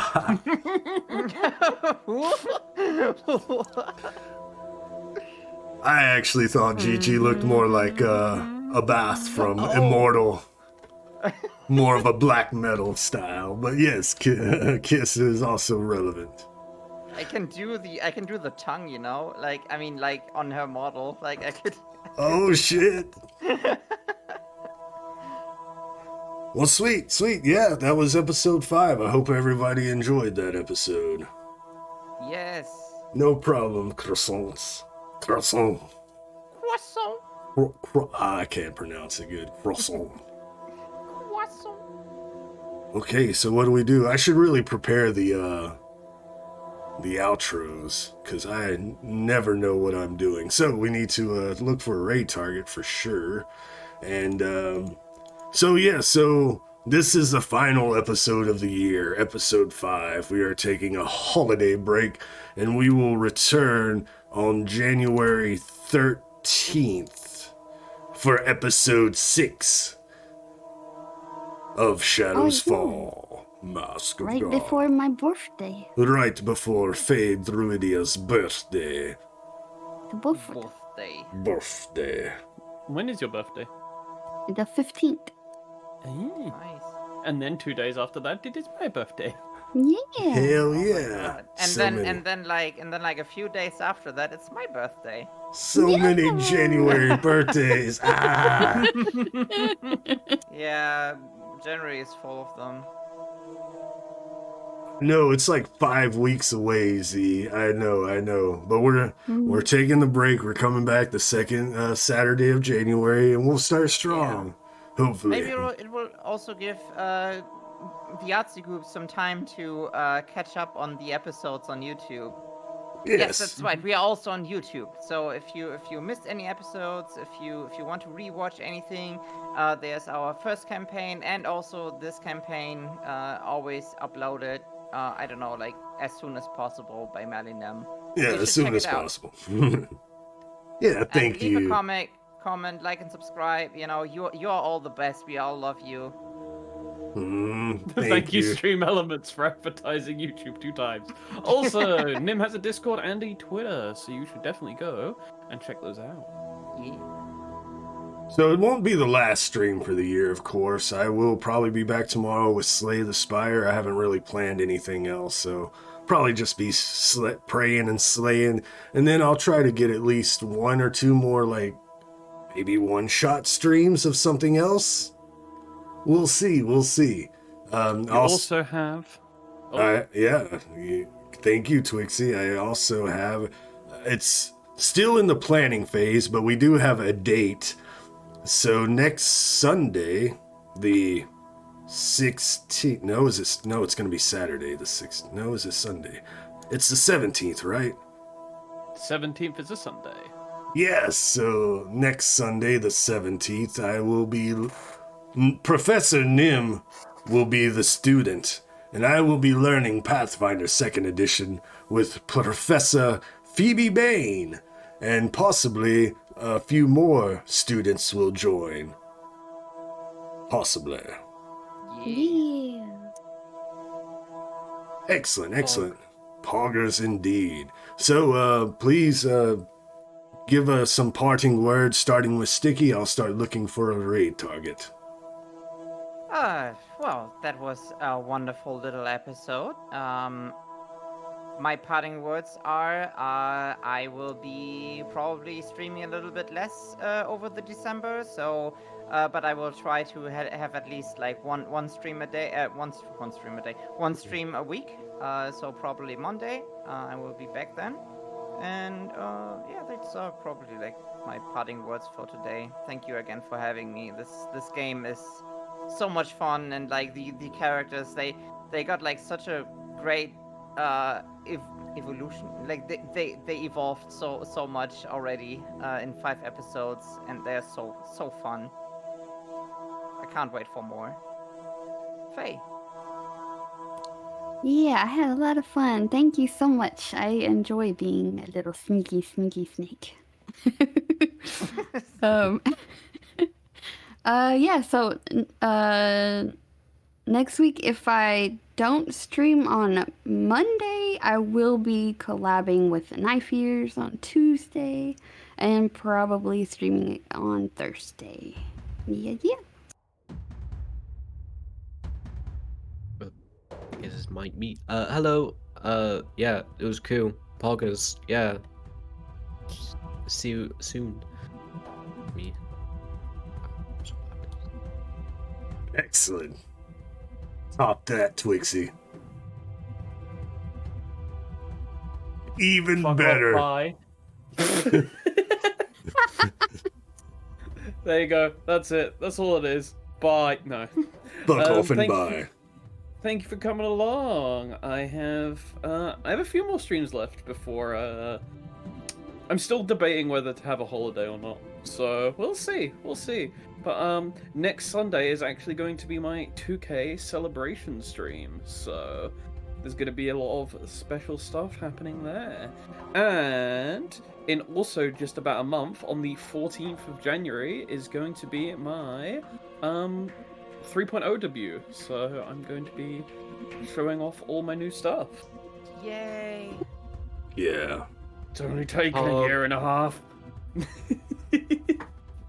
Oh, it's gonna be worth it. I'm looking forward to that for sure.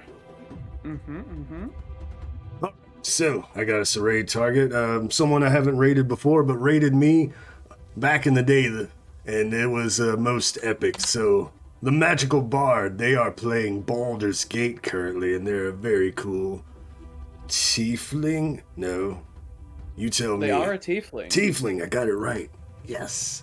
Hell yeah, so we're raiding the Magical Bard. Once again, thank you everyone for showing up. Thank you for the love, the support, and thank you for watching this. I have so much fun with this freaking game and these players, and I love having everybody along. So thank you again. I'm gonna miss everyone for 5 weeks, but hope to be back and back in 5 weeks, stronger, faster, and all that good stuff. So raid message is there, Shadows Fall, most excellent. So obligatory title drop and then raid. So don't leave me hanging, players. Bye. Bye. Bye.